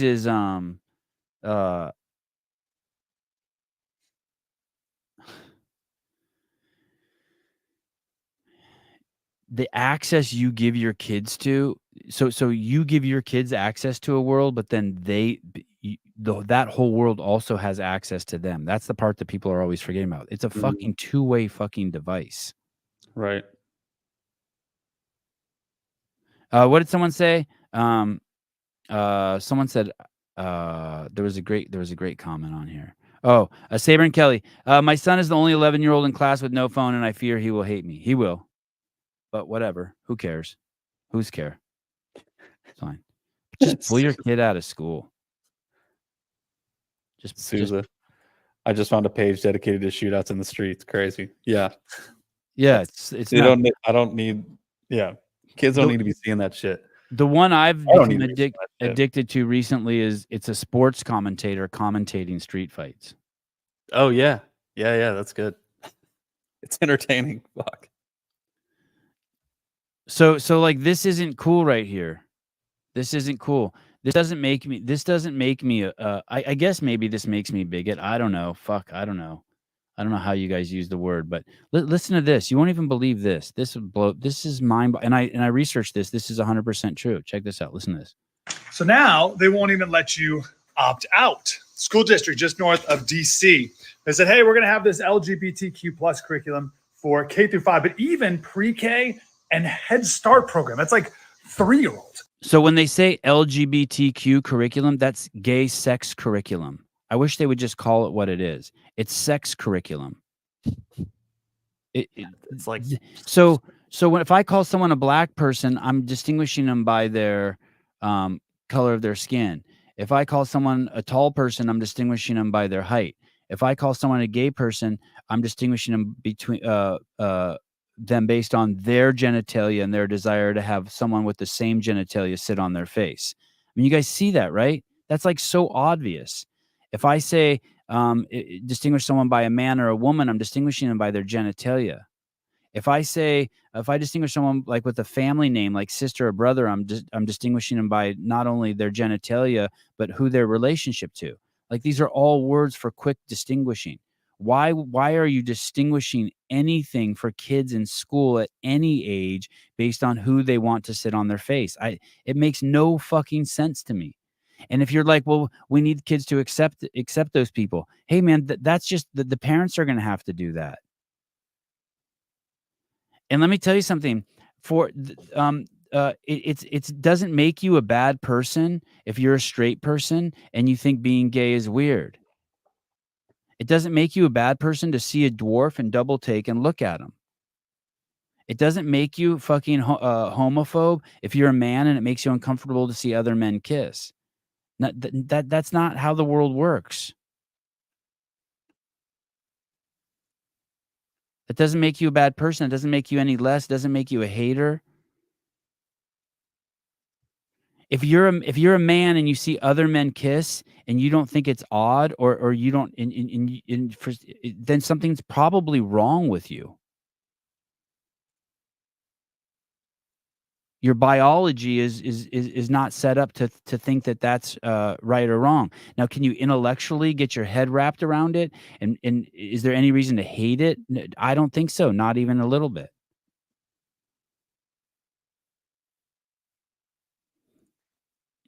Pat Lang. So if you talk to kids about their mom and dad, you're essentially teaching them that their dad fires it in their mom's vag every night.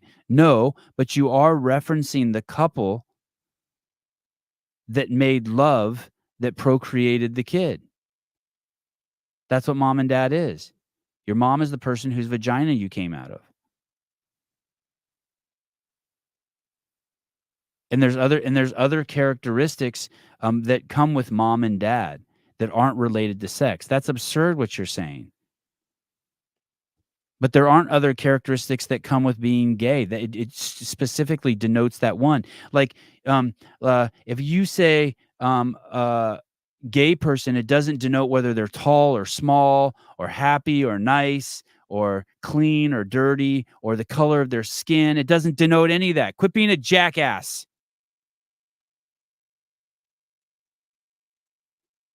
Gay only denotes sex. You don't talk to fucking kids about fucking sex at the school. Well, enough parents said, whoa, that's crazy. We want to opt out of that. And the school said, okay, fine, you can opt out. Well, so many parents opted out that the school district said, we're not going to let anyone opt out anymore.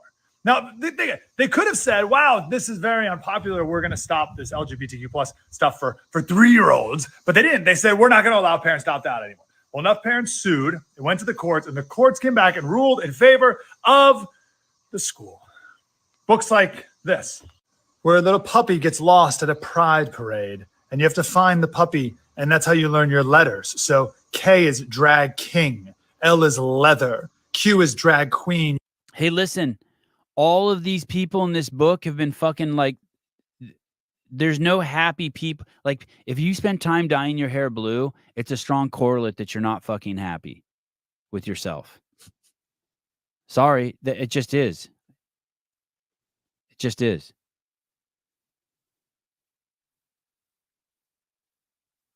U is underwear. 3-year-olds, 5-year-olds. So the court said that schools do not have to tell you, the parent, when they're giving your kids this content. And you, if you do find out about it, do not have a right to opt out. So just further evidence that these public schools, government schools, they do not believe that these are your kids. And I believe you should act accordingly. What do you think's more important, to teach your kids about why wouldn't you just make the book about like teach them the letters based around the Constitution and their rights as an American? Why would you go down some fucking obscure rabbit hole to teach them about sexuality at 3 years old? Because they need to find themselves, Savon. Mr. Lang, hi.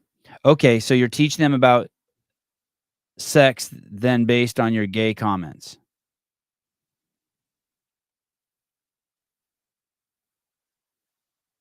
Sorry, I wish I could understand. I really want to fight with you. I'm ready this morning. No shower, but I don't understand.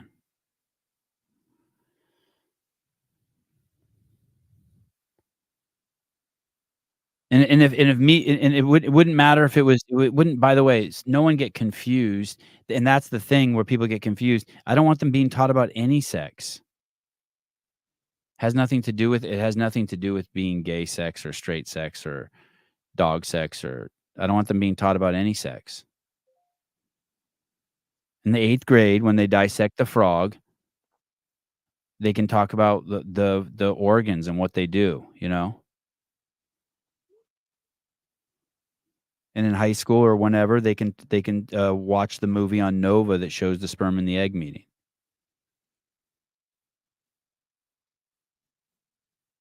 Philip Kelly, H is for hog.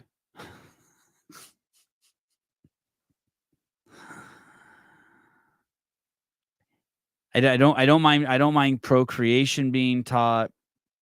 I don't mind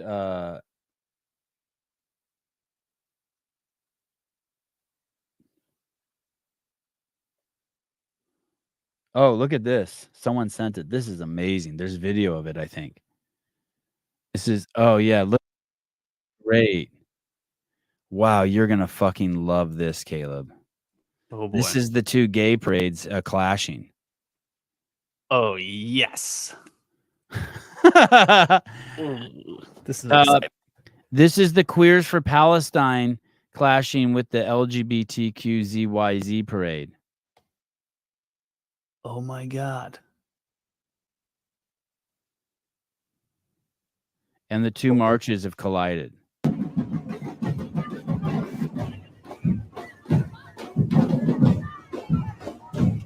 Imagine wearing all that rainbow shit and like love shit and peace shit and then getting into a fight with a guy in leather. Aren't they basically supposed to be wearing the same thing? Like, shouldn't they be able to delineate like that they're the same? Yeah, it should be like just 2 buckets of water hitting each other and it's just all water. Yeah, right. Then they like mind melt into one stupid mob. I do find it interesting though that this crowd, I wonder what one crowd's clearly all female. I wonder what the other crowd is.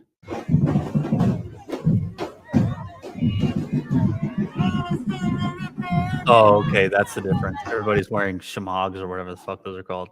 Cultural appropriation. Yeah. All I see in this picture is that girl's tits. Yeah.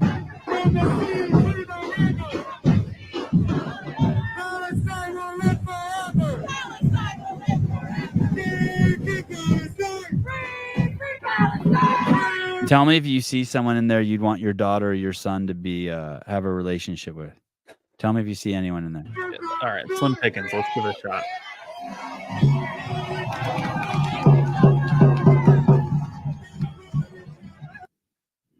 God, America's gotten fat. Dude, I can't go anywhere without seeing like maybe that.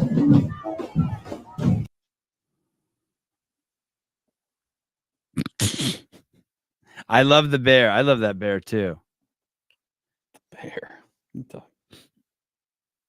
He's got a roll of fat right under his armpit. Oh yeah. And look at the chick in the back. One Love. That used to be me. I used to be a One Love guy. One Love, but I hate these people specifically right now. Yeah. Okay. I don't know. Dick butter gay men used to care about their bodies. I bet you still, as a demographic, they probably have the best bodies. Yeah. Dude, I saw a gay guy yesterday. He was like this 6'4", slender, chiseled black guy, and he was hot. How do you know he was a cock chugger? I don't know, just the way he looked. Because I was attracted to him. Because I found him really handsome. I was like, holy shit, that guy was hot as hell. I saw this dude, straight faggot. Why do you say that? Because I want to suck his dick. Oh, that's right. Got it. Black guy's low key gay. Fair enough. All right, maybe. Yeah, I'm guessing. I'm guessing gay dudes are probably, as a demographic, the fittest, wealthiest, or maybe not wealthier than Chinese people, but wealthy and and probably like a high consumption of drugs. Those would be like, Oh, you think? yeah. Okay. I mean, dude, if you like dudes and dudes like you, all you would do is work and come home and do coke and fuck. All right. That makes sense. That's probably why they're so skinny, huh? Maybe, yeah. And spend a lot of time in the gym Mm. with other dudes. Oh, look, Graciano, not probably.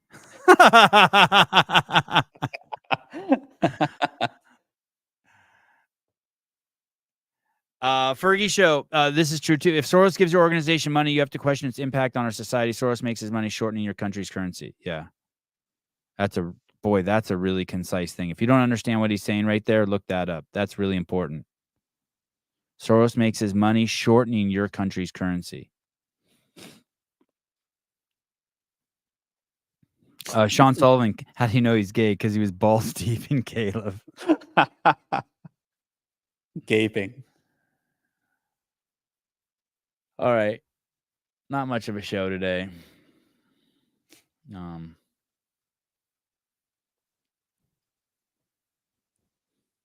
I was told not to talk about the WNBA. Oh fuck! Why not? What's going on with this girl, Caitlin? I did see some. They're eating her own. It's crazy. Yeah, I did see some people being really racist towards her. I saw a couple black girls being really like openly racist towards her. For sure. But And Clark. I mean, that's not a black girl though. That's a white girl doing that. Huh? That's a black girl? Yeah. That girl looks white to me. clearly Shelby Neal White, maybe. this call. The question is, will they call it It smells like bitch in here. Terry Kennedy Carter? The WNBA is a charity.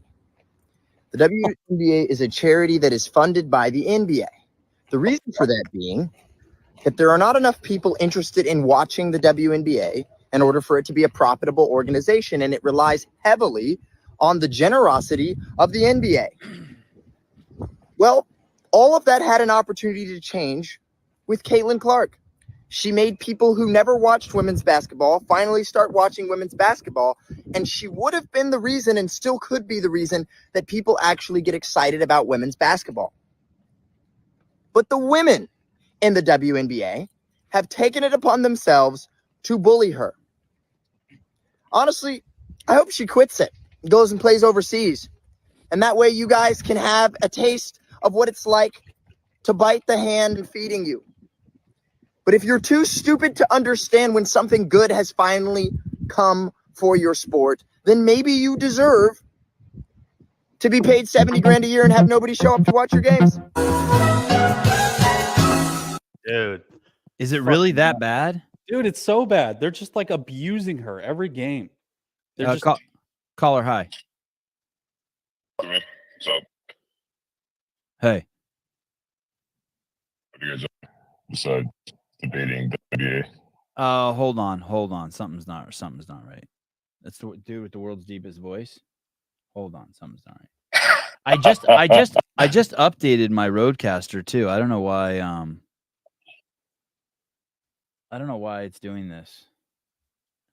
I wonder if I'm ever gonna have like a show that's like a professional show with like where I don't have to reconnect the phone for every call. Okay, go ahead, caller. Do you update the drivers on the computer? I mean the shit. Oh, hey, what's up, dude? What's up, man? Is the actually this computer is not up to date, but it's like only like a month behind. But I just updated my Roadcaster. Hey, did the Paper Street Coffee thing, did that close, or are you still accepting? Can people still enter the contest? That's why I'm calling. It closes tonight at 11:59. shit. So you buy Paper Street Coffee, and if you use code word Sevon, and then if it's over $100 the order, you get entered into a contest to win 2 free tickets to the games that are at the finish line. Yeah, definitely. You don't have to use the code Sevon, but if you want a discount, use your code. Oh, okay. Any order over $100 gets entered into the contest. That's awesome. So the people that order like $75 worth of coffee, I don't know why you just don't order $25 worth more, and you get signed up for this competition. But it's okay. And there for this can't even contest. be that many. It's got to be pretty good odds. They're not low odds. Yeah. Let me tell you that. Yeah. So Well, but I mean, there's not like three. It's not 1 in 3. It's less than 1 in 3,000. There haven't been 3,000 orders. oh yeah. Believe me, if there was 3,000 orders, I'd be knocking on your door right now with like a, I don't know, something for your kids or something for you. I don't know, Bag like of a new money, water yeah. heater or something. So I mean, so someone needs to do it. Like if you're gonna order coffee, if you drink coffee, just go do it. Just order. Yeah, definitely. Especially, dude, next month we're coming out with some new stuff. It's gonna be so fun, so amazing. And the reason why we don't tell you the exact area it's gonna be, it's the 12th row. I can't tell you the seats because people are weird and they'll like try to make fake tickets and all that stuff. Yeah. So David you'll get the Weed. details. David Weed thinks Paper Street Coffee is a money laundering organization. Oh God, I wish, man. I wish it was a money laundering organization. That it would make my life so much easier if it was. Dick Butter says, when to order ship? I ordered mine 11 days ago. If it has cans of coffee, that's the only one that's delayed just because of production. Had a little bit of an issue with the manufacturer.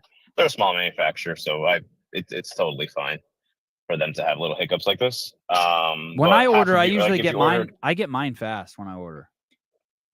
Yeah, if you order, let's say beans, you're gonna get it within a week, but within like at least a week. And then if it's cans for now, you're gonna be getting them next week.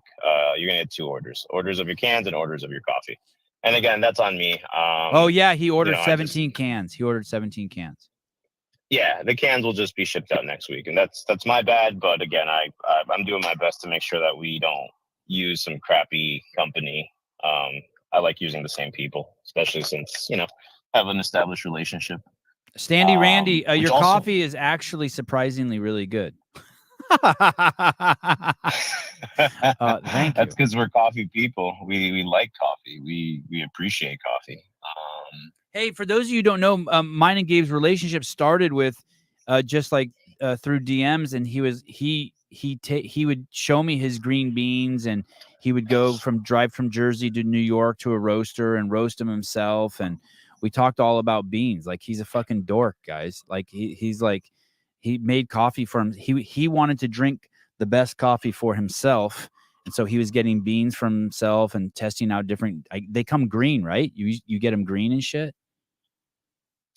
I get them green, and they also come in very different colors. I get them from the farmers and all that stuff, and we roast it ourselves here in Brooklyn. Yeah, so it's cool shit. He's not. This isn't like white labeled from fucking Starbucks. It's definitely not white labeled. It's, dude, you probably there's a lot that goes into it, especially like a recipe. It's almost like every roaster has their own specific recipe. It's really cool. Do you have an OnlyFans page? Actually know what's going on. Do you have an OnlyFans page called Show Me Your Beans? I don't, but that's a good idea. I stole it from someone in the chat. Oh, well, that's a really good idea. You know who's here for a week in New Jersey? Paulina. Oh, is she working the shop? No. She's learning how to be Gabe 2.0. Oh shit, she's gonna be. Is she gonna be a competitor? She's opening a. No. She's heading out to Nashville to make sure that Nashville runs smoothly. Oh shit, is she gonna live there? Yeah. Wow, Paulina's gonna. Wow, you done with school? She's been done with school. Wow. Does Paulina have an OnlyFans? David Weed wants to know. Please tell me, Paulina. I don't think she has an OnlyFans. Is she 18? She's like 23. Okay. 22. Be careful. Yeah. She was here for our baby shower. She was invited to our baby shower. That's awesome. Yeah. So Paulina's gonna run the shop out of Proven World headquarters. No. We have a general manager for that, but because I'm not traveling to Nashville 24/7, she's just relocating there, and she's gonna be basically just kind of like the man behind the curtain, I guess, just making sure everything is going good, and our relationship with Proven is strong. She's not going to be doing anything coffee related, if that makes any sense. Yeah. cafe related. Yeah. But yeah, dude, you guys killed it the last 3 weeks. I just want to say thank you. All the shows were amazing. Taylor obviously did phenomenal. Everything was dope. You know what's interesting, Gabe? I'll tell you this thing. You'll appreciate this. So the show, we had record numbers again in the last 4 days, and someone a very unexpected person in the CrossFit space goes, "Holy shit! One of my parents, my mom, has never watched anything CrossFit related, and she watched your show, and now she's a huge fan. She loved your show." And that's pretty funny and cool. And then I also got some feedback that the show is like too harsh, like people were complaining about like Taylor just going nuts, you know what I mean? And like talking about like coming in their mouth and stuff like that. Gaping And all that. And the interesting thing is all these people and all these people want to have advice for us or what to do, and I do appreciate the feedback. I'm not oblivious to like what Taylor's over the top for me too, right? It's like, wow, this is a lot. You know what I mean? But I have no issues. Well, that too, and I have no issues in accepting him at all. Zero. Like over the top for me doesn't mean I don't accept it. But what's crazy is that the people who want to give advice, like the show is doing really well. We're chugging along. We're chugging down the correct path. I mean, there was a time when people were like, "Hey, you're never going to get any sponsors," and now we're turning away so many sponsors, and the show just keeps growing. And there's going to be things that might not be your cup of tea, but there's really cool multi-dimensional people and a wide breadth of people that come and go on the podcast. And just because you don't like someone doesn't mean like we get rid of them or don't ever have them again, or because you hear something on here that doesn't sit well with you, you hate on us or tell us we're going the wrong direction. Like we're doing something extremely right. And I'm starting to think that we're like, not these people who listen to the morning show, but people who come and go, like they don't realize that we're already like it's already a gigantic show. It just doesn't have a gigantic amount of listeners yet. The listeners haven't found it. That's what I'm trying to say. The listeners haven't. It's like Paper Street Coffee. It's already the best coffee out there. It's already bigger and better than like, the cheese dick people out there. But just enough people haven't realized it yet. So. Yeah, and I think But they'll catch up. What do people expect? What do people expect? Them to say, "Hey, Salvan, you should do this," and then they should expect you to do it right away. It's like that's the main reason people. They want me to tone down the things that go over the top for them, and I don't tone down the things that go over the top for me. Like next, they're going to be like, "Hey, I don't think Caleb should be in the Shadican, and he should be wearing a collared shirt." It's like, they're comparing it to what they're used to. So what do they want? They want you to become and adhere to like their standards, like what they're used to listening to. No, that's what makes you you. So yeah, or they like the show criticism, until it pushed too far. Do you know what I mean? Like, and it's like, hey man, that's you know what I mean?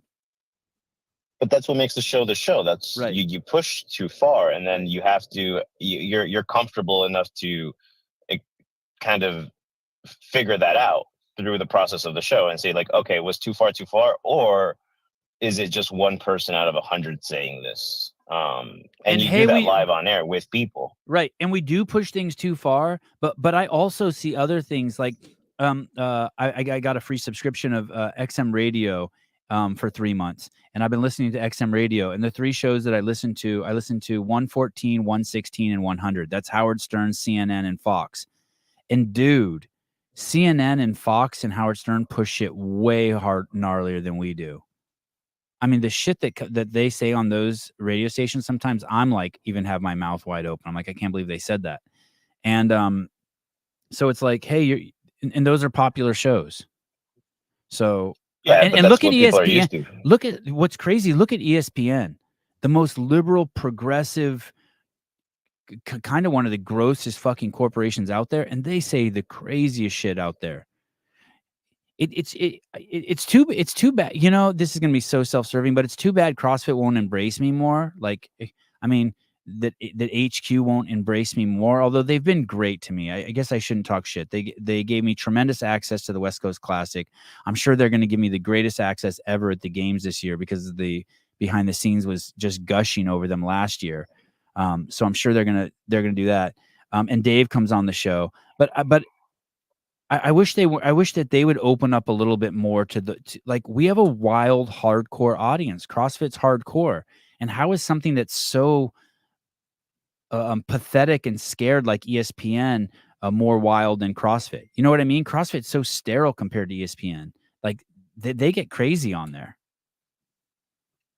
So I mean, I think right now you're benefiting from that relationship and whatever they're Yeah, whatever kind of like barriers they have up. So I am. I mean, I almost wish they'd launch imagine, why don't they launch a competitor to me though? They could have their. I mean, are they afraid that they're going to get like bad emails or they're going to lose some affiliates? Like, I'm so happy that for every 30 subscribers I get, I lose 15. That's fine. Yeah, Howard Stern still is such a tool, and I just started listening to him again in the last 3 years. Vindicate, and it's crazy because it sounds like he's having troubles in his relationship with his wife now because of it. Woof. I mean, that's what happens. Like you can push to a certain extent, right? Like you can push the boundaries, you can push the limits, whether it's here in this podcast, whether it's on CNN, Fox, wherever you are, and then it's just a rubber band. It's just gonna either break and just slap you right back in the face. And like you said, I mean, you had a bunch of cantankerous relationships, like even with that 12 daily doses guy. And now it's more of like, okay, cool, you guys figured it out, and now it's like, all right, cool, the relationship there is now like a respectful, I guess, relationship, and he's in the comments, and that's how relationships are supposed to be. Like you started off the show saying that, like there's dialogue, there's discourse that needs to be had. Yeah, not just like talk. Yeah, I Pat Lang is awesome, and I'm glad I'm so happy that he's part of the show. I'm so happy that he's part of the show. I'm so happy. Yeah, and that's how the show evolved. You know who I met? And do you know who Jenna Haka is? I do not. The name sounds familiar, but I do not. She's the new chief marketing officer over at CrossFit Inc. And when I was at the West Coast Classic, the only 30 minutes I took off the entire time I was there was I got to chat with her for 30 minutes. And I really enjoyed that. And I hope I can build a healthy relationship with her. Because I think everything's about relationships. And she was real as fuck. She said some shit to me that was like she was up front with me, like basically let me know like where we don't do you want to build a healthy relationship with her, or do you want to build a healthy professional relationship? They're two very different things. I want to build a healthy relationship with her. I don't want to do professional relationships. There you go. Yeah, so I don't want to do. That's one of the. Yeah, I want to either love someone or not have them in my life. You know how when people say you don't have to love everyone, I really like. I get that, but I don't want to do professional relationships. I think that's why I'm having problems with some of the onboarding, some of the new sponsors. They want to have professional relationship, and I do not want to have one of those. That's what I'm saying. Sometimes I wonder if I'm just being naive. No, you're expecting everyone to come at it from the same place that like we came at it from. Like we came at it from like a very genuine, open, heartfelt place. And even it seems like Born Primitive did the same thing, right? Like really cool, honest relationship. And then there's other people that just want to treat it like business. And yes, it is business. Like, let's not get it wrong. But at the same time, if you do things right, like we do things right for you, you do things right for us, and like we're growing and we're just like helping each other out. We're just literally pushing each other to the next like level. You push hard for the behind the scenes, and when we work hard on our end to make sure that we grow the business to be ready for your next level up, and then you work for us to help us get to our next level. Yes. So it gets hard when there's businesses that just want to focus on the black and white, that just want to focus on, hey, I don't care about the building the relationship and longevity. I just care about the being in the black after the relationship ends. Yeah. I really want my sponsors to be successful. Hey, Gabe, do you have a second? Yeah, go ahead. Okay, listen to this. I was thinking about this the other day. So, at Wadapalooza, Tier sponsored it, and then Rad made some comments about that I thought were silly, and so like I poked at them on the podcast, and they're which is fine, totally fine, and I'm fine with what they said too. I thought we were just tussling. I know we were just tussling, and then Danielle Brandon, who they sponsor, right? She's basically like, "Fuck you, eat a dick," right? Think about this. Sorry for all the burping. Think about this. Paper Street Coffee makes you burp. So she stood up for the brand that she's affiliated with, right? Yep. Have you ever seen anyone? Did you ever see anyone stand up for Noble? No, I mean, not at all. Not at all. And it's like, kudos to fucking Danielle. Unless I'm misunderstood, she thinks I said something about her. No, think about, like, that makes me that, like, I'm happy for her and them that they have that relationship. Like, that makes me think that's awesome. She stood up for a brand. Think of the ass pounding that Noble took, and you never saw fucking any of those fucking you never saw Mal or Tia or Justin. No one ever stood up for them. Whoever all the Noble athletes are. Never. They just let their sponsor get fucking destroyed. Not one person came on. Like, imagine if Tia would have made a video, been like, "Fuck you, Hiller. These shoes are great." Dude, that would have fucked Hiller's shit up. Like, he'd have felt that. Yeah, like she got like the how largest you're cheer. playing- She got the largest cheer at the stadium. And like, if someone talks shit about Paper Street Coffee, I'd fuck them up. I'd fucking bring Taylor on the show and let Taylor gape them. But it's crazy, right? I was thinking about that the other day. I mean, I've said it before, but I've always thought it was cool that Danielle has gone to bat for her sponsor, and she's like, "Fuck you, I'm never coming on your show again," and all that shit, right? But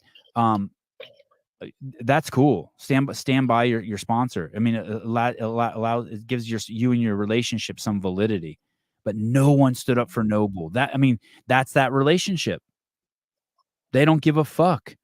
Tia's already pivoted to GoRuck or whatever. Well, there you go. I mean, at the same time, it's one of those things where I'm pretty sure Danielle was with them from the jump, right? She knows the owner. She has a relationship with the owner. Like you said, she like, probably has equity, right? If she doesn't, she's stupid. Or even that, or even she does have equity, and now she's protecting her own brand. She's protecting her own money. Like, if someone talks shit to you about you in front of me, it's one of those things where it's like, yo, like, relax, like, understand who you're talking to. I've even said it to you. If anyone talks shit to you, like, you let me know when and where, and I'm there with a baseball bat. I'm down. I'm down for anything. Not like a real baseball bat, but like a Nerf one, right? Like a plastic one. You said it, not me. I stand by what I said. I don't want people to think you're a money laundering operation. Hey, Gabe, you probably don't know this because I haven't told a lot of people this. I don't know how Cave Dastro found out, but Laura actually left Rad because she loves the podcast so much, and she was standing up. She was coming to our side. Oh, dope. I mean, I kind of figured that's what was happening. Yeah. But, I just didn't want to say it out loud. That makes total sense. It does make sense, right? 100%. I mean, she's fucking rocking those Adidas, like the Eastern European uniform at this point. Adidas, Red Bull. Yeah, heard. Hey, those shoes she rocked at European semifinals were dope. Bro, dude, that just goes to show all you need is just some like flat sole shoes and you can just dominate. Sambas. I thought they were Zambas too, but they're not Sambas. They're the Gazelles. Yeah, you're right. Sambas are the Eastern European soccer shoe. I thought Gazombas was code for titties. Gazumbas.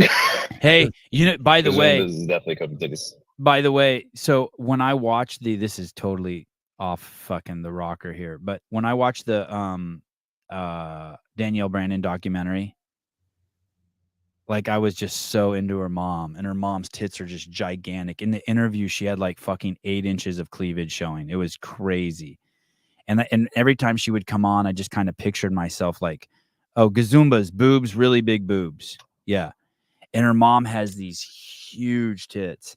And And the biggest boobs you've ever seen, and multiply that by 4.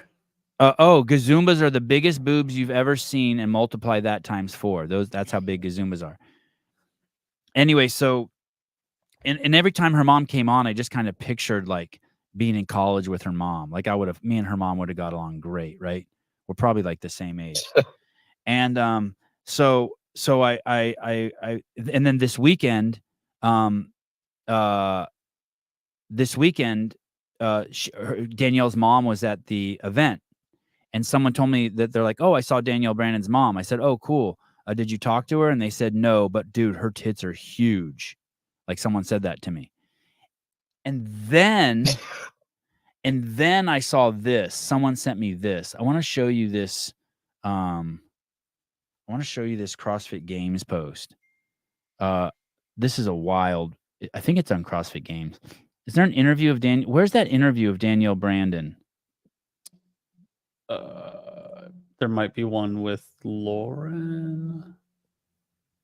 I thought it was on the CrossFit Games podcast, but there's this interview with thank you, Caleb, for finding it, scour the entire web to find Danielle's boobs. If I would have look at this. So now I don't know why it took me fucking 3 years to figure it out, but that's why Danielle Brandon's boobs are so big, because genetically her mom has giant rack. But dude, do you know if I would have framed that shot, how much trouble I'd be in? Can you see your screen, Gabe? No, I can't, but go ahead. Just which one is it? I'll figure it out. Will you play that without music or without audio? Yeah. I mean, dude, I would have been destroyed if I had to frame that. I'd have been called like a pervert, and like, I mean, that's some crazy framing, right? I don't have any issue with it. Oh, now I see it. But it's like, there is no problem, Graciano. She didn't get a boob job. I don't think she got a boob job. If you see her mom, I mean, it's just like if you saw my dad's cock, you would be like, oh yeah. Yeah, look, even Seema says, holy cannons. Yeah. The question is if you had the opportunity to make this particular interview, would you have changed the shot? Would you have altered your shot to make sure you don't get maximum boobage, knowing that people would maybe have complaints about it, or would you not care? The thing is, Philip Kelly said Ortega filmed that. The thing is like, I know as a filmmaker that and I don't know this for sure, but I think whoever shot that didn't frame it at all. Basically, when you're doing interviews, you're just trying to get the person in the shot, and whoever that is holds their camera in a different position than mine. That person holds their cameras around their own personal breast level. I hold the camera up here by my head. And so I don't think even that person was framed. Like, we get anytime of the 1,000 times I've been accused of just filming girls' boobs, I've never once done it consciously. Because I just look in the film. I'm usually just listening to the audio and doing the interview and trying to point the lens at them. And all the filmmakers who are friends with me know, because my shit's always out of focus and fucked up and framed wrong, and they all make fun of me. I'm like the worst filmmaker alive. But it's just crazy. But anyway, subconsciously, you just focus on the boobs. I don't even subconsciously. I'm just like trying to get them in. Well, I don't know. Maybe I shouldn't confirm or deny that. But either way, it's just fun talking about how hot Danielle is. 1,000%, I agree with that. Yeah. But great framing, Ortega. Thank you again. Great framing. Oh yeah, thank you. So people have until midnight tonight to enter the contest to win the free games tickets at Paper Street Coffee. Do not spell out street. It's PAPERST coffee.com. Heck yeah, man. I'll talk to you. I'll be on Jason CF Media's podcast, I think, in like 45 minutes. Oh, live? I think so. I'm pretty sure it's live. Oh, awesome. Okay, good luck with that. That's awesome. I'll give it a watch. Yeah, we'll be there with Kyra. I don't know. We'll be talking about some stuff. Okay. Kyra. Thanks again, and I'll talk to you guys. Okay, cool. All right, love you, Gabe. Yeah. Thank you. Bye, Gabe. Thank you, man. Bye. Bye. See you, Caleb. Bye. Yeah, it's on in 45 minutes. It'll be live. Play Stack Chat. Oh, say that again. I'm pulling it up. It's live in 45 minutes. Play Stack Chat. Oh, nice. Kyra made it to the games. Crazy. Yeah.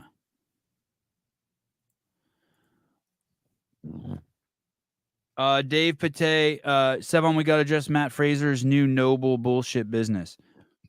I don't know what that is. I don't really want to fight with Fraser though. I think you know what it is. I do know. Yeah. Caller, hi.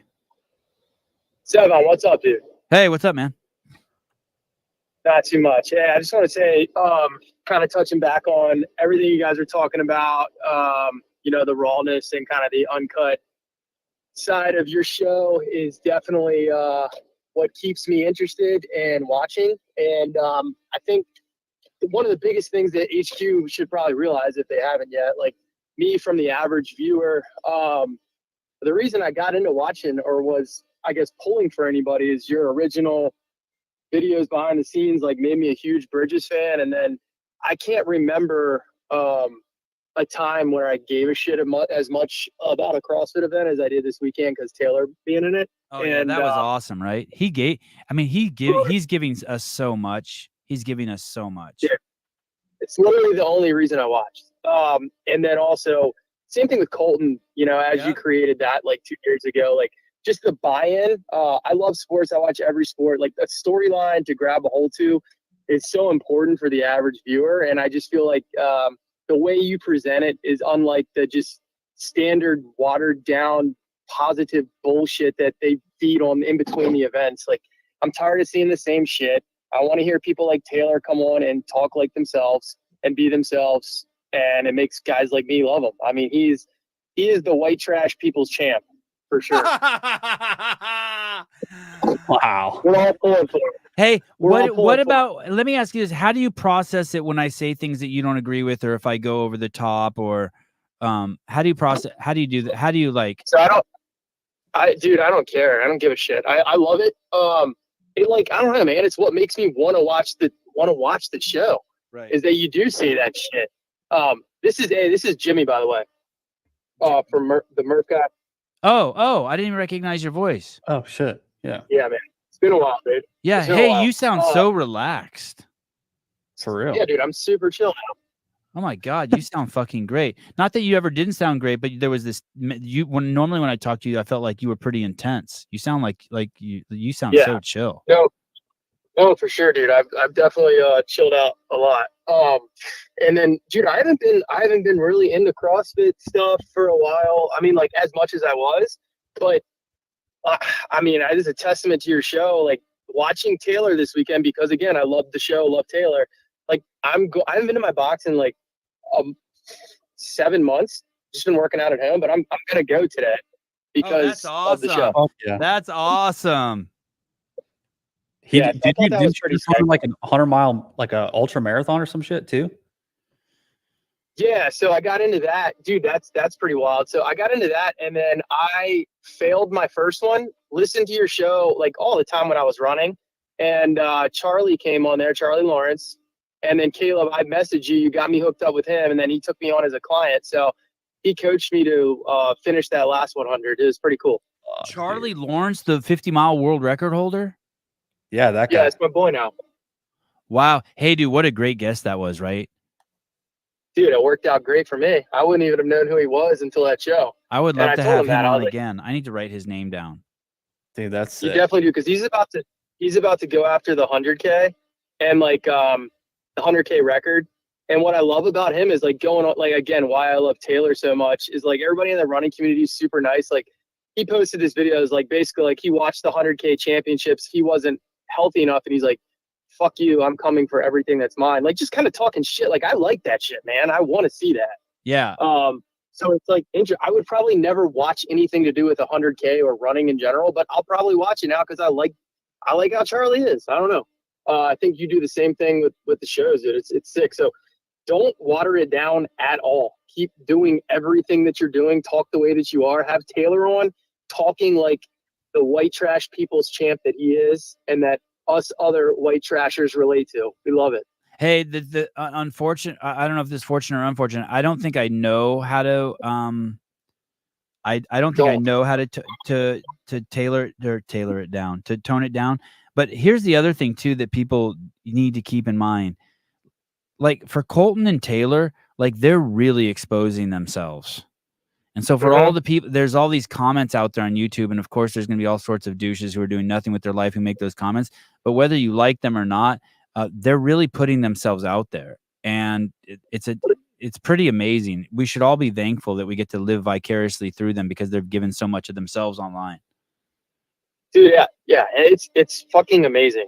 It really makes you feel connected with that person, or like I said, like you have like a rooting interest because you like know who that person is because they are putting themselves out there so much. And it makes you buy into it even more.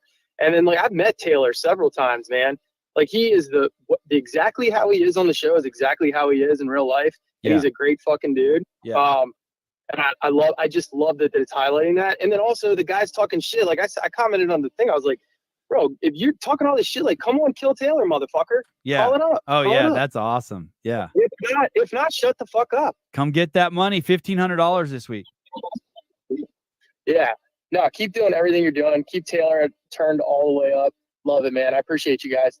All right. Thanks for calling, Jim. Later, dude. Stay in touch. All right. Bye. Later, Samantha H. Taylor's over the top for me. For me too, actually. I try to look past it. Some days it says too much. I try to look past it. Some days it says too much and I turn off the show, but I always come back. I never not watch just because sometimes it's too graphic. You know what's interesting? You say that. By the way, good.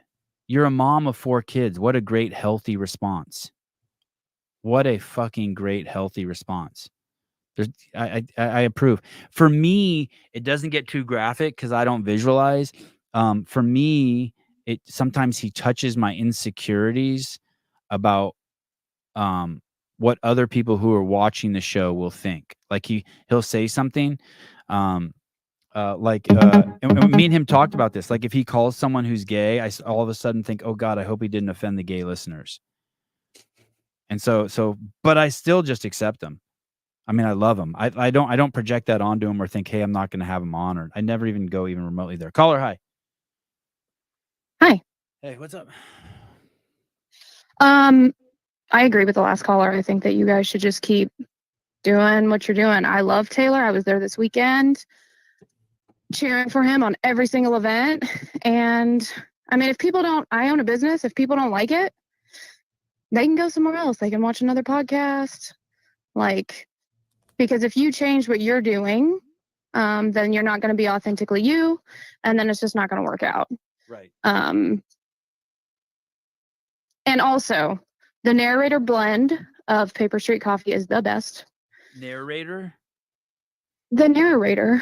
Narrator. Yeah, it's a bean. Yeah. Narrator. Narrator. I'm narrator. Paper Street. I'm looking at it right now. The narrator brand. Oh, look, single origin medium roast. That's the best one right there. Why do you say that? Like for me, coffee's kind of like I just as long as it doesn't taste bad. Why do you? No, like some stuff is fruity, some stuff is more nutty. Yeah. You know. Yeah. So. Okay. Do you like fruity or nutty? I'm not a big fruity person. Yeah, me neither. I don't like fruity. I want nutty. But yeah. Also, I put this in the comments. I don't think you saw it, but did you see that bar in Idaho that they're declaring June Heterosexual Awesomeness Month? Wow. Yeah. The typical liberal on Instagram posted it. It's in his stories. Anyway, of course, like people were flipping out. And if you're like a straight dude, you get a free pint of beer on Mondays. Like they have different specials that they're running throughout the whole month. What do you think about that? For me, it's like it's the same thing. I know it's supposed to be funny. I hear you. I don't want to take away from the funny part of it, but like, I don't want heterosexual month. No, but I think that it's their version of just being funny. Just being funny, and also like, well, if you can have, if you can have one, why can't I? I think they're just being funny about it. But yeah, people are. Oh, and look, they also say we love our LGBTQ plus patrons. I wish they wouldn't have said that. I wish they would have said we love gay dudes. I so don't love the trannies being tied up with the gays. I feel so sorry for the gays. Yeah. Yeah. I Such one a- of my so employees is fucked. gay, Yeah. and Gay, he he he hate can't it? stand it. Yeah, fuck. Yeah, he hates it. Yeah, it's like, yeah, it's just it's bad. Yeah, he's like, I don't need a flag. I don't need. He's like, no, that's nobody's business, really. And being gay is not a fucking mental health issue. Fucking being a tranny is a fucking mental health issue. Yeah. Abusing kids isn't about being gay. Abusing kids is about abusing kids. And the fact that they tie all that shit together, it just fucking irritates the fuck out of me for those people. Yeah, and that's why they don't want to identify themselves with it whatsoever. Right. They're hiding in there, right? They're Mhm. bank robbers hiding. Yeah, which sucks because hiding they with worked the so cops. hard. Yeah, they were exactly. Yeah. Yeah. I'm perfectly okay with the gay games and all that. Like gay it up. I'm happy with I would have no problem with I don't mind gay month in San Francisco or whatever, like gay it up. But fuck all the other letters. I mean, I just think also Danielle's mom's boobs are huge. I was really close to her several times this weekend. Oh, so I thank can you for validating that. I feel validated by that. Yep. Yeah, okay, good. Okay. 100%. And you did notice them? 100%. You can't not notice them. Yeah. Wow. Yeah. Isn't it weird that it took me so long to realize that's why Danielle's if I don't know if Ortega actually filmed it, but that video of Danielle the other day and then someone telling me in the same 24-hour period that Danielle's mom's boobs are huge, I just made the connection. Yeah. And Danielle's awesome, by the way. Like, Rad had this, they parked the van on top of the parking garage and did like selling shoes and stuff out of the van. And Danielle's like up there just talking to people, I can't get on the Danielle Brandon's awesome. Sorry, not until she comes back on the show. I have her in purgatory. Come on. Yeah. She's like a bad little kid and I have her on timeout. Maybe she has you on timeout. She don't fucking have me on. I got her on timeout. I think she's got you on timeout. But I mean, I don't really know a lot of other people that do that, because you were talking about brands with the personal relationship. Oh yeah, well, that's awesome. That she stands up for her. I mean, she was homies. just hanging out up there. Yeah, that's awesome. But listen. Who do you think is suffering more, me or her, by her not coming on the show? I think she's like, I think a little piece of her is dying inside. Maybe. I don't Go ahead, know. say it. If you I think I'm wrong, say it. Go ahead. It's okay. Just be like, no, Sevi. She's not. She's perfectly fine without you. I think she's fine, but I think you guys need each other. I think she needs to come back. I think you guys need to make up.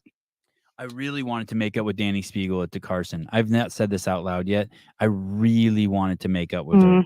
I really, not that she was standing so close to me. And when Dylan Lowen started chanting, she was like, I could have reached out and touched her. And Dylan Lowen, Ariel's husband was there, and he starts chanting, hug, hug, hug. And I was like, oh shit, I'm going to fucking hug her. Why didn't you do it? She wouldn't even look at me. I was like, I might as well have just been like dirt on the floor. I mean, she wasn't rude to me at all. Well, she said you looked like you were homeless, right? So I know, but homeless dudes need hugs. I've got a haircut since then. I don't even look homeless anymore. But I said she was not, she was not mean to me at all. But and she didn't even bad vibe me. You know what I mean? There was like it was just like nothing. She was really good at that. Yeah, it was cool. But whatever. Make it with Danielle, not Spiegel. No, I want to make it with I want to have some friends that are like I would love to have Spiegel as a friend. It would be fucking weird. I like weird, uncomfortable shit. I don't know. I go back and forth on her. She just, I don't know. I have a daughter and she is not someone that I would ever be like, hey, why don't you look up to this girl? Like Danielle is a much better option. Sweet. Everyone needs friends. What do you think this is? This says it's a call from Power Athlete. I wonder, Sevon, what's happening? Oh, shit. Oh, wow. Wow. Well, that was John. Anyway, John I just Wellborn wanted to call and let me. you know. That's really weird. I haven't heard from him in years. That's weird. Yeah, he was in the documentary Every Second Counts. Wow. Call him back. Yeah, shit. That's exciting. I haven't talked to him in 10 years. Call him back. But I just wanted to let you know that there's a lot of girls out there that listen to you and they love Taylor. I like girls. And so some of the girls in the comments that are sensitive just need to get over it. I don't know what to tell you. Why did you go to the semifinals? I've been in CrossFit involved since 2012, and it's close. It's like a 3.5-hour drive. And one of my employees is a really big fan of CrossFit, and so I just wanted to take her so she could experience semifinals and just something to do. Support the athletes, support the. Who did you go with? Hopefully they don't go in the hole on that event. I don't know if they got the turnout that they wanted. One of my employees. I took her. Is she a CrossFitter also? She is. Are you single? No, I'm married. Do you have? And you have kids? Yeah, I have 2 kids. Why didn't you bring your kids? Sorry, I didn't mean to ask that with an I didn't mean to ask that with an accusatory tone. Why didn't you you're bring good. your kids? Or did you think about bringing your kids? It's like, God, I don't know how to ask that without my being husband judging you. Sorry. No, my husband stayed home with our kids. We own a gymnastics facility and we travel a lot for competitive gymnastics. So I'm usually home with the kids all the time and he's traveling. So we just kind of switched. How old are your kids? 8 and 6. Oh, okay. Sweet. Next year, maybe next year, 9 and 7. Yeah, my son would not. There's no way he would not make it through that. I don't know how Travis Mayer's kids lasted the whole time. They were running around a lot. My oldest son wants to come so fucking bad and help me film to an event, and he's 9, and I just don't think he can make it the whole day. Like I want to bring him too. Yeah. But like I can't have any distractions. You know what I mean? Like what if he falls down or he gets lost or he shits his pants? Mm-hmm. What if me and Danielle Brand or what if me and Danny Spiegel are just about to make up and he shits his pants and I lose that opportunity because I'm in the bathroom wiping his ass? You still wipe his ass? Occasionally. If he shit his pants, I'd for sure wipe his ass. If he has a running poop, he'll call me in. You know what I mean?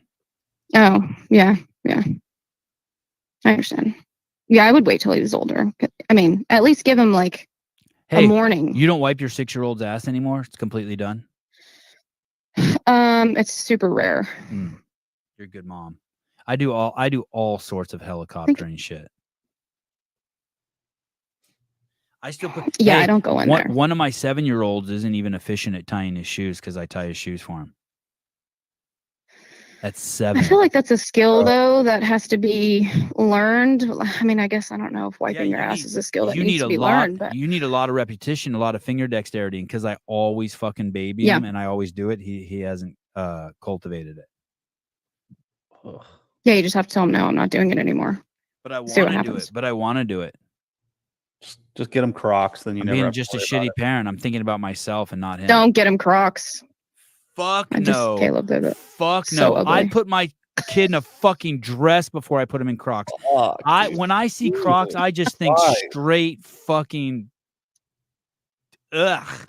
You don't even know, dude. They're so good. I don't know. They're the worst. Right.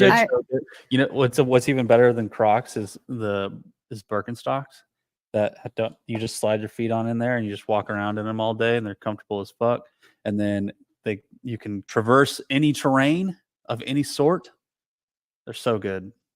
I don't want any shoe where I feel like I have to hold it on. It's like, fuck you. Your job's to stay on my foot. Well, then you put it in sport mode. They have don't worry about that. Sport mode. Flip it on down. Yeah. Hey, I'm going to start calling Crocs cucks. Oh my God. Yeah, they're really bad. I would Apparently rather wear they're a pair of lot Crocs of our... though than a pair of Rads. I'll tell you that. I'd totally wear Crocs. Oh, dude. Oh my God. They're comfortable, but you had a wide foot. Yeah. You got fucking gorilla feet. You got a. Don't tell your husband, but that turned me on when I heard you say that. When I heard a woman say you have a wide foot. I don't know. Well, I'm assuming since you walk around bare feet all the time, your feet are not going to fit in there. You know who has crazy wide feet too is Taylor. Taylor's toes, like, You could put a roll of quarters between each toe. He could carry like 5 rolls of quarters. Dude, his toes are like this. Wow. Jesus. Good for him. Yeah. But yeah. Right. Well, thanks for the calling. grads are comfy. Thanks for calling. Yeah. Yeah, no You're a problem. positive force in the universe. Great voice. Okay. Hey, are thanks, you too. Christian? Am I a Christian? I am not like a Not a practitioner. I don't go to church. Oh, okay. Yeah. I don't like force it on my kids or anything like that, but we, a lot of our values, I would say, are Christian values. Right. Yeah. All right. Fair enough. I'll leave you alone. Thank you. Okay. You're welcome. Okay, bye. Okay, bye. Bye. So weird when girls call in. Yeah, it is weird. Just so much better for the show. It changes the whole mood of the show. Big time. God, it's so good for the show. Jesus Christ. Rolling. Oh, this might be some more Beaver calling. This is crazy. How about the fact that she confirmed that Danielle's mom's tits were huge? Love that. I love that. I love that. Call her. Hi. Hey, what's going on, Sevan? Hey, what's No up, bro? shit. Just want to thank you for all the awesome content since quarterfinals. I've been loving it. Oh, thank It's been you. a huge yeah, it's been an awesome breath of fresh air because we've kind of been able to see stuff in between the games every year, and it's just been awesome. I actually got to meet Jason Hopper and Dallin Pepper right after quarterfinals. They came up to Long Island and had a meet and greet at the new tier store, and that was right after quarterfinals. So it was just nice to chat with them, and I told them the same thing. It was just nice for them to put themselves out there and get some extra content out. So, and semifinals has been awesome. There's actually a appreciate tier you, store. Like tier has a location. Like Yeah. I had no idea. Yeah, it's been there just shy of a year, and it was one of those awesome, the heavens opened. I heard angels singing moments when I saw them building the store in the mall because I happen to love Tier and they sponsor Alexis, and I'm a huge Alexis Raptors fan. So isn't she great? glad they came out. Isn't she and oddly great? enough, she's amazing, and I'm so happy she's been doing well the last couple of years. And I'm actually best friends with her cousin, and it was a very small world moment because she came up with Jason and Dallin, and she was super cool. And it was very surreal because I was like, I asked her my question at the Q&A. She goes, "Wait, you're Leah," and I was blown away. And her cousin told her that I was coming up, and she just bear hugged me, and it was so cool. And she's awesome. And I brought my 10-year-old daughter with, and I actually wanted to call to talk about Caitlin Clark, if that's okay, because I told let me ask you one Alexis, question about meeting Jason Yeah. Hopper. Was he very touchy-feely cool, with you? He was very charismatic because there was a group of us, and we were kind of nervous to be there because Tier had their cameras out, and he was the last one to show up, and he came out with his cameras this is for my video blog, and he kind of broke the ice, and he was super cool and Did chatty. he touch you? And Did he put his arm around you or anything? no. No. I had my daughter just- with me too. I would have. He's so touchy-feely. That's why I ask. I mean, anytime I'm around him, it's and he's heavy and he's big. He's big. I think he's he like used to a play panda football bear. for Clemson, right? Yeah, He he did. can't played keep football, he can't right? keep his fucking hands off me. And part of me likes it, but another part of me, it feels like I could get hurt on accident. Yeah, he's just toying with you. Oh, the man. Yeah, he could just I mean, it's a lot of man.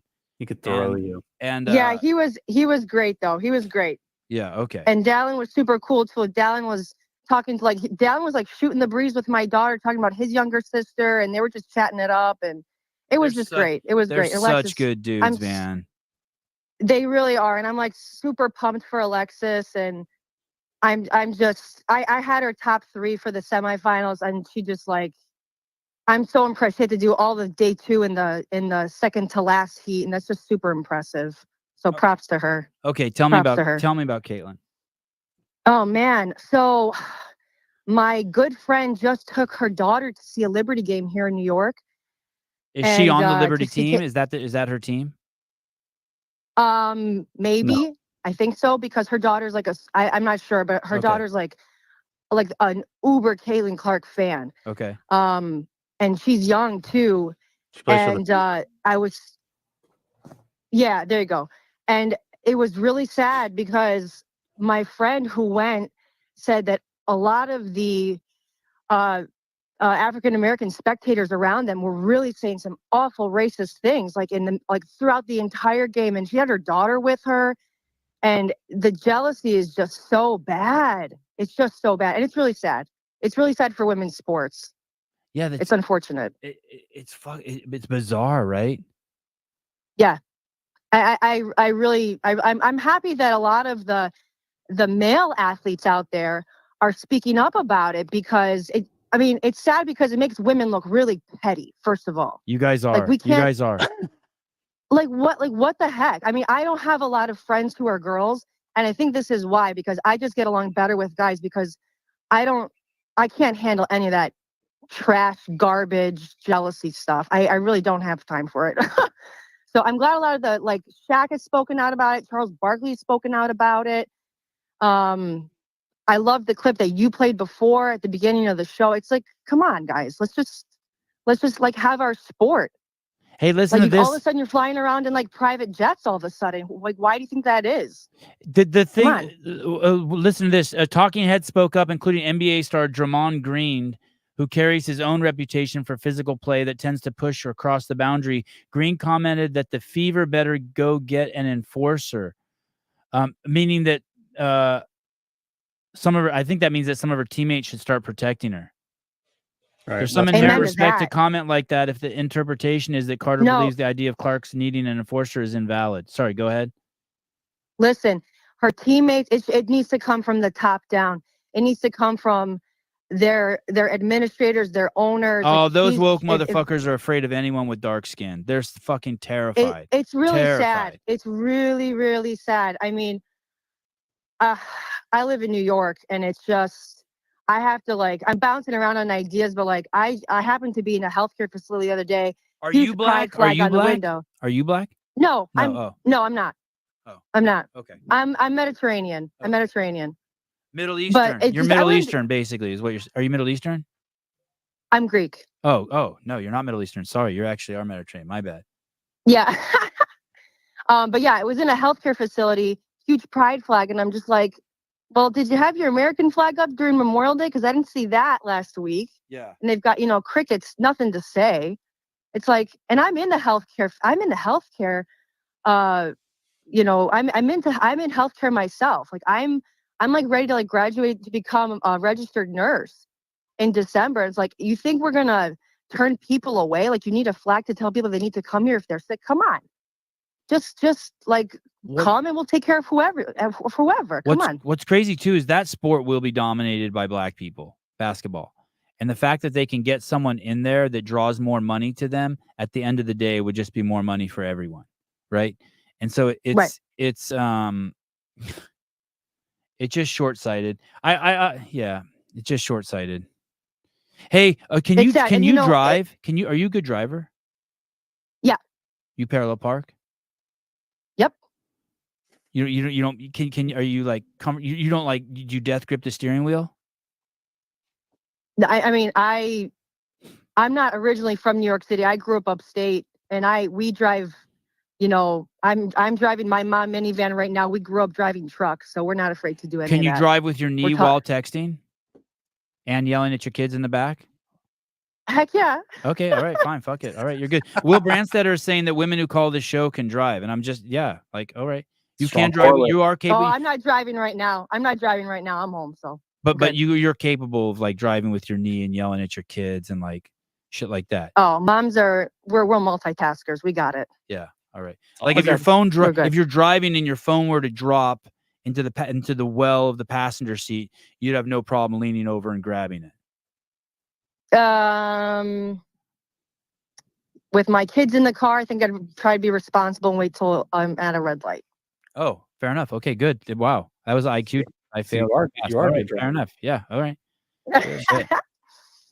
Yeah. And keep Taylor on the show, by the way, too. He's cool. Oh, he's so cool. great. He's wearing his Trump hat. Listen, I'm up in New York. I see people wearing a Trump hat. Bring it on, because New York is suffering right now. Bring it on. Yeah. We need as much help as we can get. Hey, and there's highs and lows. There's the show can only go as high as it can go low, and so we definitely Yep. keeping Taylor. Never even once thought about like. I've never even considered like not or putting. I've never. The only time I asked Taylor like, hey, I said, hey, when you do the live shows at the West Coast Classic, can you please talk like there's 7-year-olds in the audience? And he goes, of course, you fucking idiot. What do you think I am, stupid? I was like, sorry. That's it. That was Yeah. it. And I watch when I know I've got my earbuds in or my kids are, already in bed. I just pick and choose and that's it. Yeah. But the content's awesome and it's just, man, I thought he was gonna die when he failed that one box jump in quarterfinals. I literally thought he was gonna go into cardiac arrest. I was so terrified.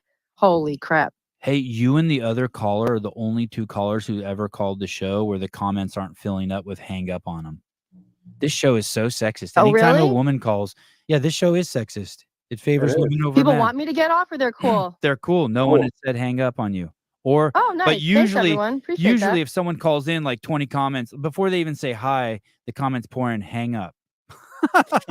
Oh, wow. Yeah, Jeez Louise Oh, says wow. it's because she's a woman. Total sexist show. Oh, Stephen Flores, she has a beautiful voice. Yeah. She does. Yeah. Oh, man. And I'm getting over a bad cold, too. So I appreciate that. Thank you. Yeah. Oh, dudes like sick women. Awesome. They can't get away from them. We love a sick woman. Oh, cool. Yeah. Awesome. It's like it's like Very, an, very it's like cool. an injured prey. You guys are the best. I appreciate it. Thanks for the time. All right. Thank you for calling. Bye. Okay, bye. All right. Have a good day. Bye. Gotta go dumbbell snatch later today. All right. Have a good workout. Peace and love. Thank you. Take care. Bye. I don't like prolonged goodbyes like that. That was too long.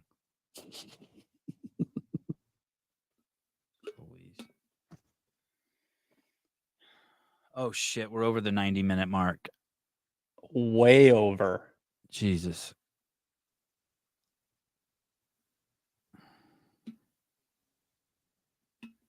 All right, I've said too much today. Pool boy. Y'all grab your new CEO shirts yet? I saw new colors and they're dope.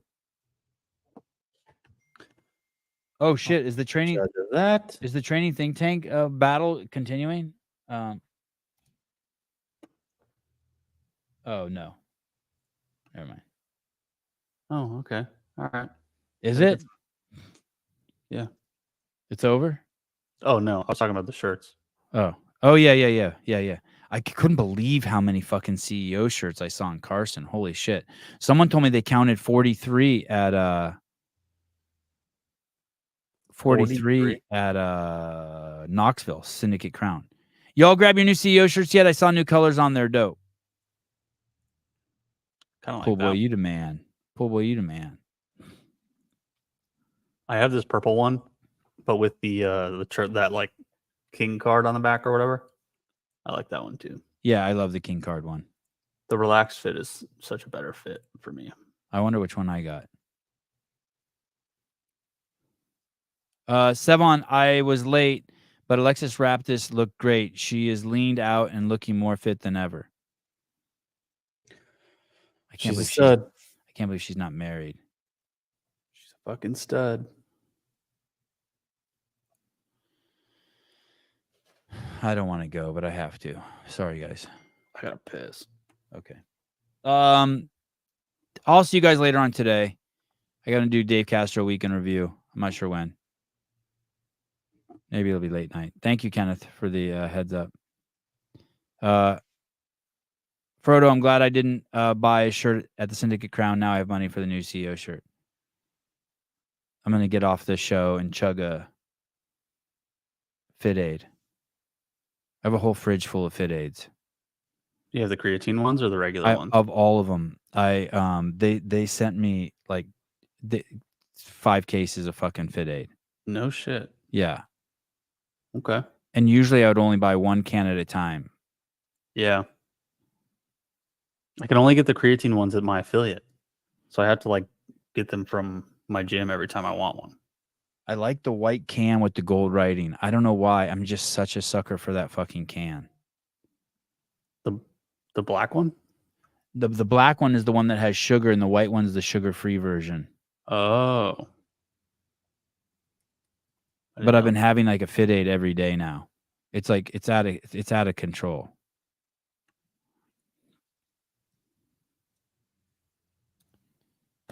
How is Fit Aid still in business? It just seems like they send out free shit. It's a good question. They're local. Right. They're a local town. Look I love Fit Aid. They've sponsored me since college. They're the best. No shit. Damn. That's cool. Yeah, so they just send out free shit. Maybe they're money. Maybe they're a money laundering operation. Ooh. Could be onto something. Hey, John George, I order 2 cases of Fit Aid a month. Oh my God, that's a gnarly habit. Oh, 12. Do you want to go to the bathroom, Caleb? Yeah, I'm gonna go pee. Okay, go pee. Okay, I'll be here. Hey, dude, what's up? Hey, what's up, man? It's Travis Brault again. Travis, what's up, dude? Thanks for having me on the show this morning. Hey, that's what Not I call this it. morning. I just want to say thanks, Travis. so much. Travis. Oh, yeah, hi. Hey. Whoa, you sound just like me. This is crazy. How you doing that? Hey, that was man, fun. That was fun meeting you and doing the that was awesome meeting you and doing these shows where we looked at Taylor. That was fun because I'm all alone here watching. You're pretty great. I watch it with my kids, but it was fun watching it with you and John. I enjoyed that. I felt like how old are you? I felt like I was like just hanging out with the college boys. Oh, I'm 12. Okay, yeah, I felt like I was hanging out with my 12-year-old buddies. Heck yeah, man. Think we did a good job, me and John? You think Spin will have us back? I only because when you guys weren't on, when I wasn't on with you, I don't know what I was doing. I was probably in watching it with no sound in the living room with my kids. But when you guys were on, I thought you guys were great. I mean, you're on top of your shit. I didn't realize. How do you know so much? Are you like a geek like John? Are you total CrossFit? You maybe even seem like you know more. Way more of a geek. I don't do anything else. I just watch coverage. Okay. 24/7. Okay, so do you know even more than John? You think? Yeah, tell him that, please. Okay. Don't get mad at me. Okay, but you do. I mean, lots of people know more than John. He's a good blend of like knowing shit and being good at presenting it and having hot take. He's just good. I don't know. He's just good. Yeah, I think there's a common agreement to make him seem like he knows more than he actually does. Yeah, because he's, well said. You know, yeah, I like totally. Yeah. Just like, hey, I it's had like a that with question. everyone on the show. We try to make Taylor seem better than he is, and we may try to make John seem like he knows more than he knows. Exactly. It's like the white trash king. And we try to make it, and we try to make it look like we have more listeners than we actually do. I love it. Yeah, it's the whole. Yeah. Beautiful. God, it's beautiful. Hey, is there a CA peptide that'll make my voice deeper? CJC 1295. I don't know. I just made that up. I just made that up. I don't know. Oh, damn it. You don't even really have that high of a voice. Anything out, I like it. You don't have that high of a voice. It was just when the first time I heard your voice, it was I don't know if you were on with John or Hiller or someone, but whoever's voice you were on with was so fucking deep that it just made me think yours was high. Yeah, I get that a lot. Oh, then maybe you do have a high voice. Maybe I'm wrong. Puberty's coming. I can feel it. Did you have fun? So much fun, man. Yeah. Like I said, I don't do anything else. So that's my life. Do you have a day job, or do you live at home with your parents? I'd like to not talk about that. Okay, fine. I understand. That's okay. Nope, that's fine. Okay. I lived at home till I was 32. Hey, once you reach a certain age, you can say your parents live with you. You don't have to say you live with them. It's like 30. Ooh. Solid, right? I might start using that. Yeah, that's solid, right? God, you're so smart. Thank you. Been around the block. Like a Buddha. Yes. Look at you. You're just full of the flattery today. God, I'm gonna have to have you on the show soon. That's what I was trying to get at. Oh my God. This is amazing. You're a good dude. All right, back to my 24/7 obsession with CrossFit. Thanks for listening. Yeah, good hearing your voice, buddy. All right, peace out. Bye, peace. Travis Brault, is that his last name? Yeah. Graciano Rubio pulling John ranked as the #1 sports documentary of all time. Oh, fuck. Holy shit, what is going on? No one ever calls. What are you guys doing? Caller, hi. What up, buddy? Hey, what's up, dude? Hey, so I was looking forward to the Trump hat coming out, and I never saw anything on the broadcast. But I'm curious if anyone reacted.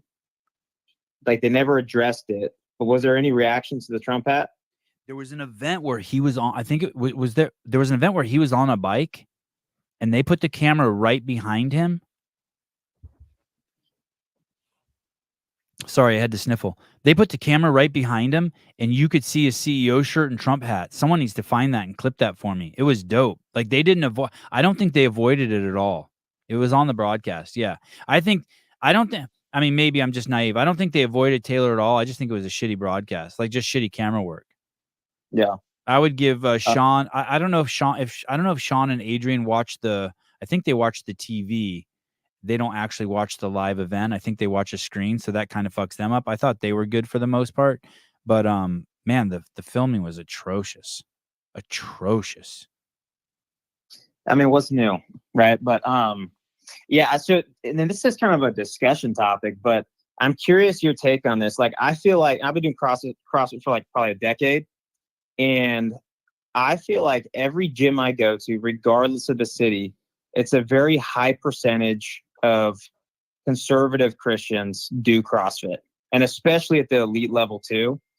I'm curious why you think that is. So, I take this with a grain of salt, okay? So to work out, you have to believe in personal accountability and personal responsibility. And that's the core tenets of working out, right? You somewhere inside of you, like there's a lot of things I can do for you. I can't do 100 burpees and give you 50. And that's kind of that's the ideological way of basically liberals and people who don't have values. They think that they have values, but their values are basically on the premise that they think that they're better than other people. They can help other people. And that's why, like, and I'm not trying to be mean at all, but that's why all the like liberals take a significant amount more of psychiatric drugs. They're significantly more unhappy than conservatives. It's just fitness goes with personal accountability and personal responsibility. Yeah. And although I'm not a Christian, those people do believe in that, right? They answer to their God and they want to behave for their God and they want to follow their God's rules. And so they hold themselves in general significantly more accountable than liberals. Liberals just don't hold themselves accountable for shit. And just like they're willing to take away the biggest difference between liberals and Republicans or libertarians is the fact that liberals believe in taking away individual rights and giving them to groups. And Republicans believe in individual rights. So Republicans believe that blacks and whites and yellows and browns and whatever, we all have this God-given individual rights. And liberals think it's okay to take away some people's individual rights to help other groups. And it's fucked. And so that's CrossFit's about it's hard, man. It's fucking hard. You have to wake up in the morning every day and like you can't go by McDonald's and get hash browns and a shake and the you know what I mean, and the sausage egg McMuffin. Yeah. You have to fucking open the bag of fucking turkey slices, eat those with a cup of water, and then eat a bag of broccoli as you fucking go to the gym. And so I think that's the difference. What do you think? Do you have a theory on it? Yeah, I always wonder. I think there's definitely the personal accountability side of it.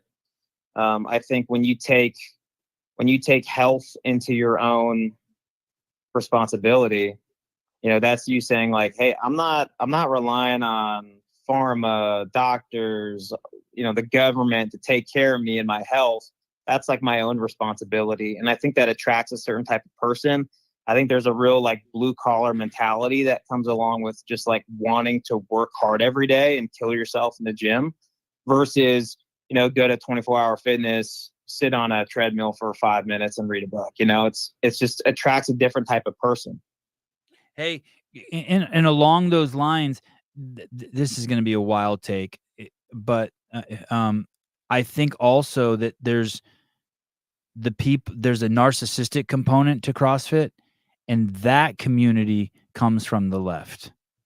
So I would argue this is going to, sorry, all my gay buddies, but I would argue that gay men are significant, even though they make more money, they're cleaner, they have better bodies. But I would also argue that they're probably significantly more narcissistic.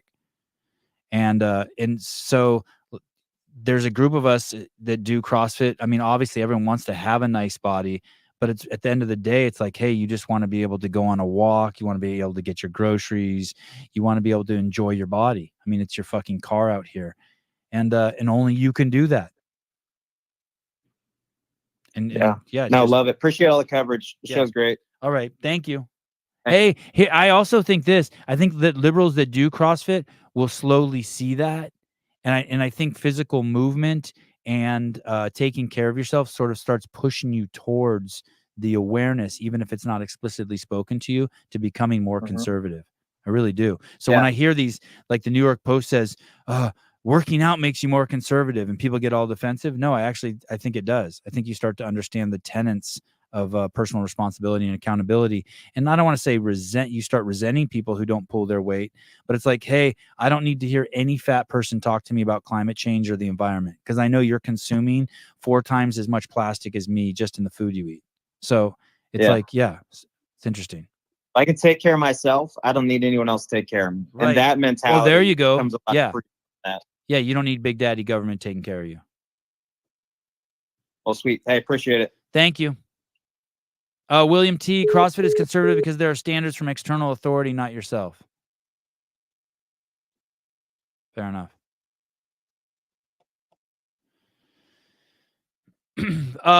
John George, speaking of camera work, does Dave spend a lot of time making sure the race is showcased and the presentation is spot on, yet the broadcast team shits on him by only showing the same 1 or 2? Listen, back in the day, he was heavily involved in that. I do not think he's involved at all anymore. I believe that the company is completely siloed into different factions and groups, and that it is completely paralyzed. And it is probably, I'm guessing, is the worst working team outside of Boeing. I have to guess that just from what I know that goes on there. And that's not stuff from that Dave tells me. Dave's very protective, and he's always been good at compartmentalizing stuff, just like he doesn't tell me about his SEAL shit. But from what I can see, the company's completely paralyzed. The media is basically completely protected under some weird, I don't want to get into it, but it's something weird is for sure going on. Like, listen, the fact that there were 250 minutes, I'm just making that up, of dead airtime where they kept the live stream going and didn't run commercials for the affiliates and the seminars is like, I cannot tell you how Dave would have fucking come unhinged if that happened when I was there. Caller, hi. Yo, Eddie, what's up, dude? What's up? Hey, first time caller. I was hoping you were a girl. We were on a roll.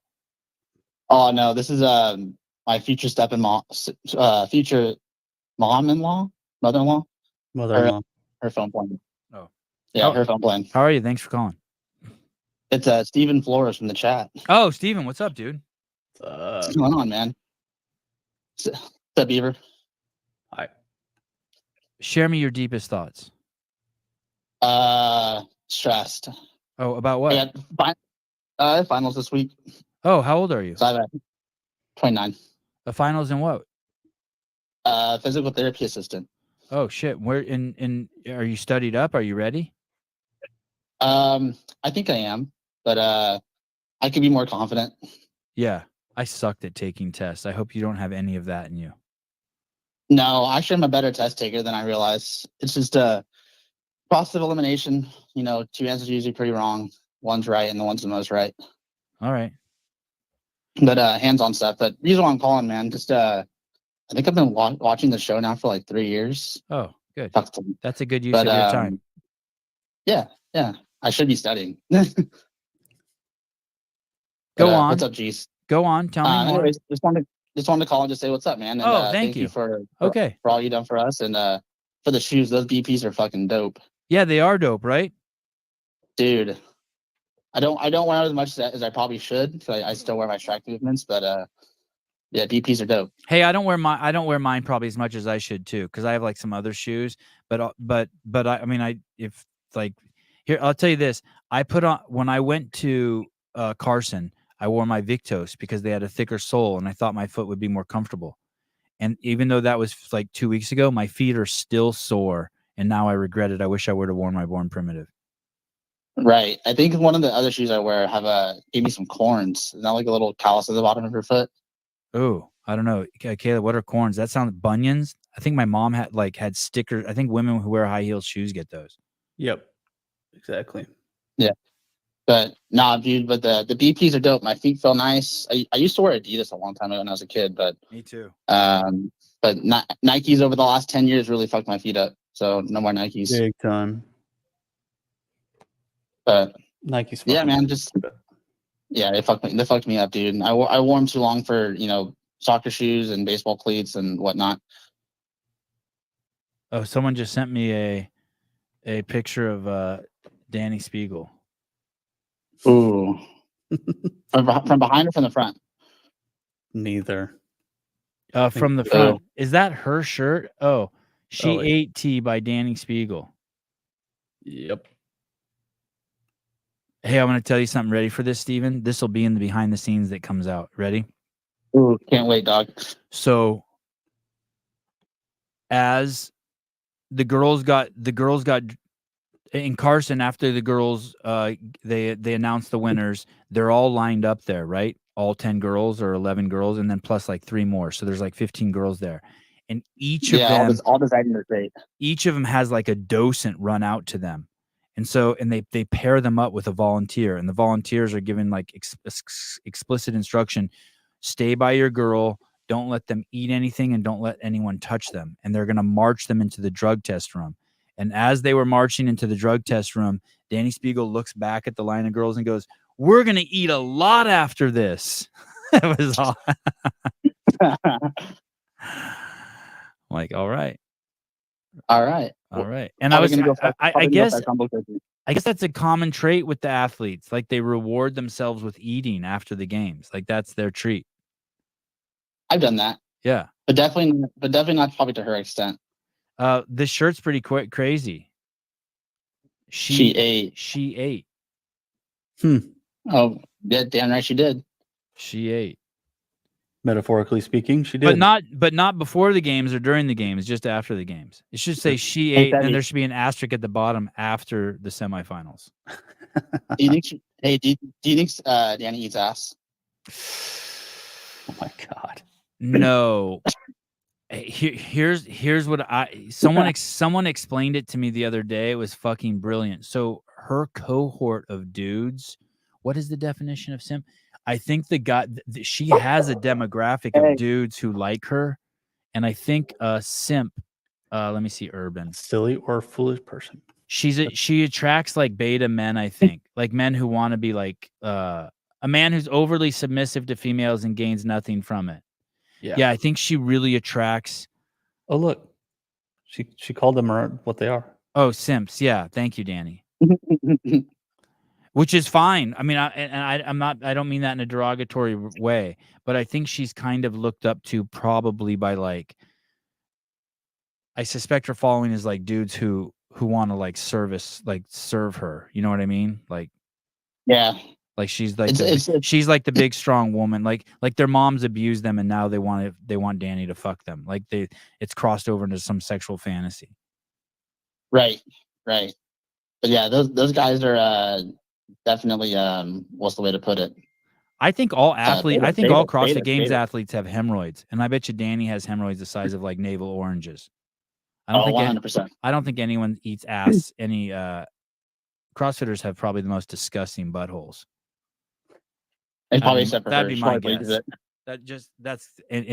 I've been around. Yeah, but all right. Well, I got to go back to studying. It's gonna be a long, week. I'll Who's there with you? Are you there with your girlfriend? No, she's at work right now. Oh, I thought I heard someone in the room with you. No, it's my dog. Oh, my dog Rogue. Okay, I don't have hemorrhoids. I used to have hemorrhoids when I used to have hemorrhoids, but I don't anymore. They're gone. I don't know what happened to them. Have you ever had a hemorrhoids, Steven? No, just massive diarrhea. Yeah, I've had that every day. A hemorrhoid. It feels like a grape. It's like it feels like a grape, is coming out of your butthole, or like someone glued a marble like to the exit of your butthole. Like you'll reach back there and you'll feel it, and there's like you never had one, Caleb. No. So unsettling, and I guess it's a blown blood vessel. It's so unsettling. But I stopped squatting over 40 pounds, and they all went away. That makes sense. Dude, with the food that I eat, no need for me to strain my asshole while pooping. Yeah. Oh, that's nice. Yeah. But I don't even strain. That's the thing. I never even strain when I poop. I'm a poop breather. Like I just take a deep. I never push when I poop. I just take a deep breath. If I'm not careful, poop can just fall out of me. I gape on command.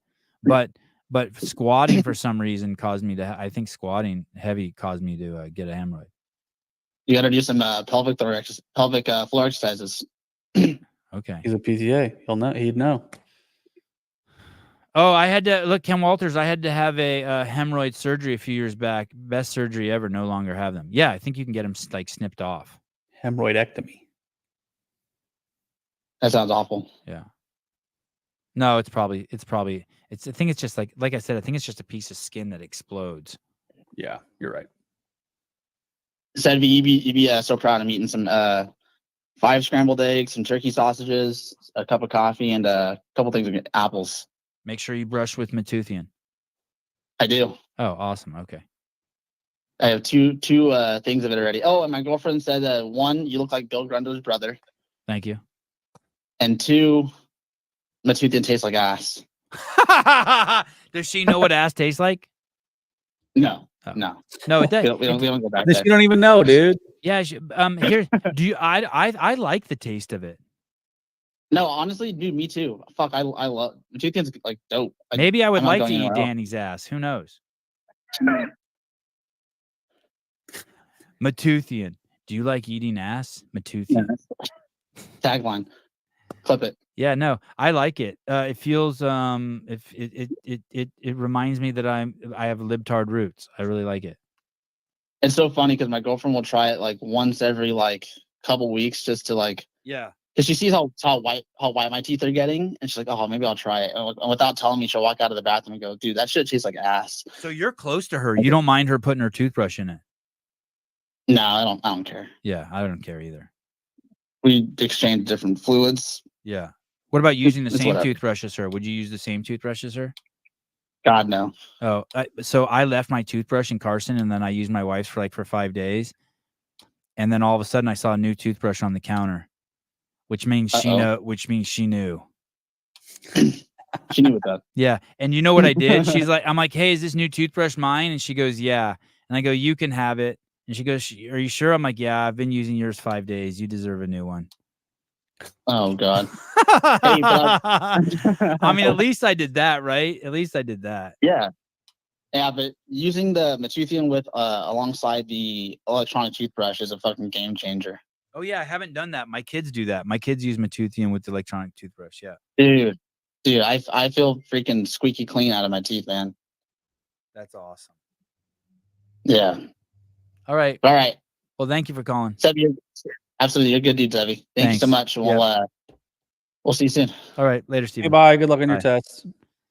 Thank you. Peace and love. God, Caleb, you're gonna be such a good dad. Good luck on your. God, you're such a wholesome. I'm gonna. And it shows you were listening too. That's cool.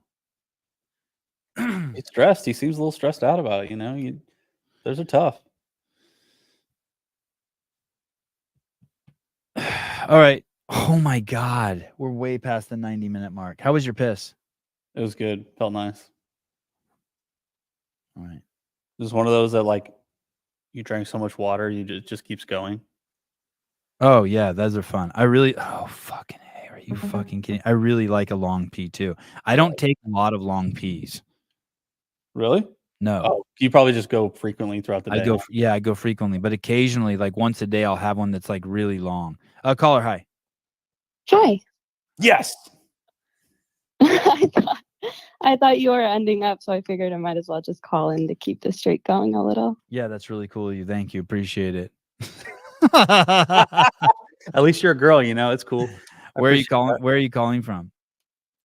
Minnesota. Oh, wow. You don't even have that an accent. we Oh we yeah, no.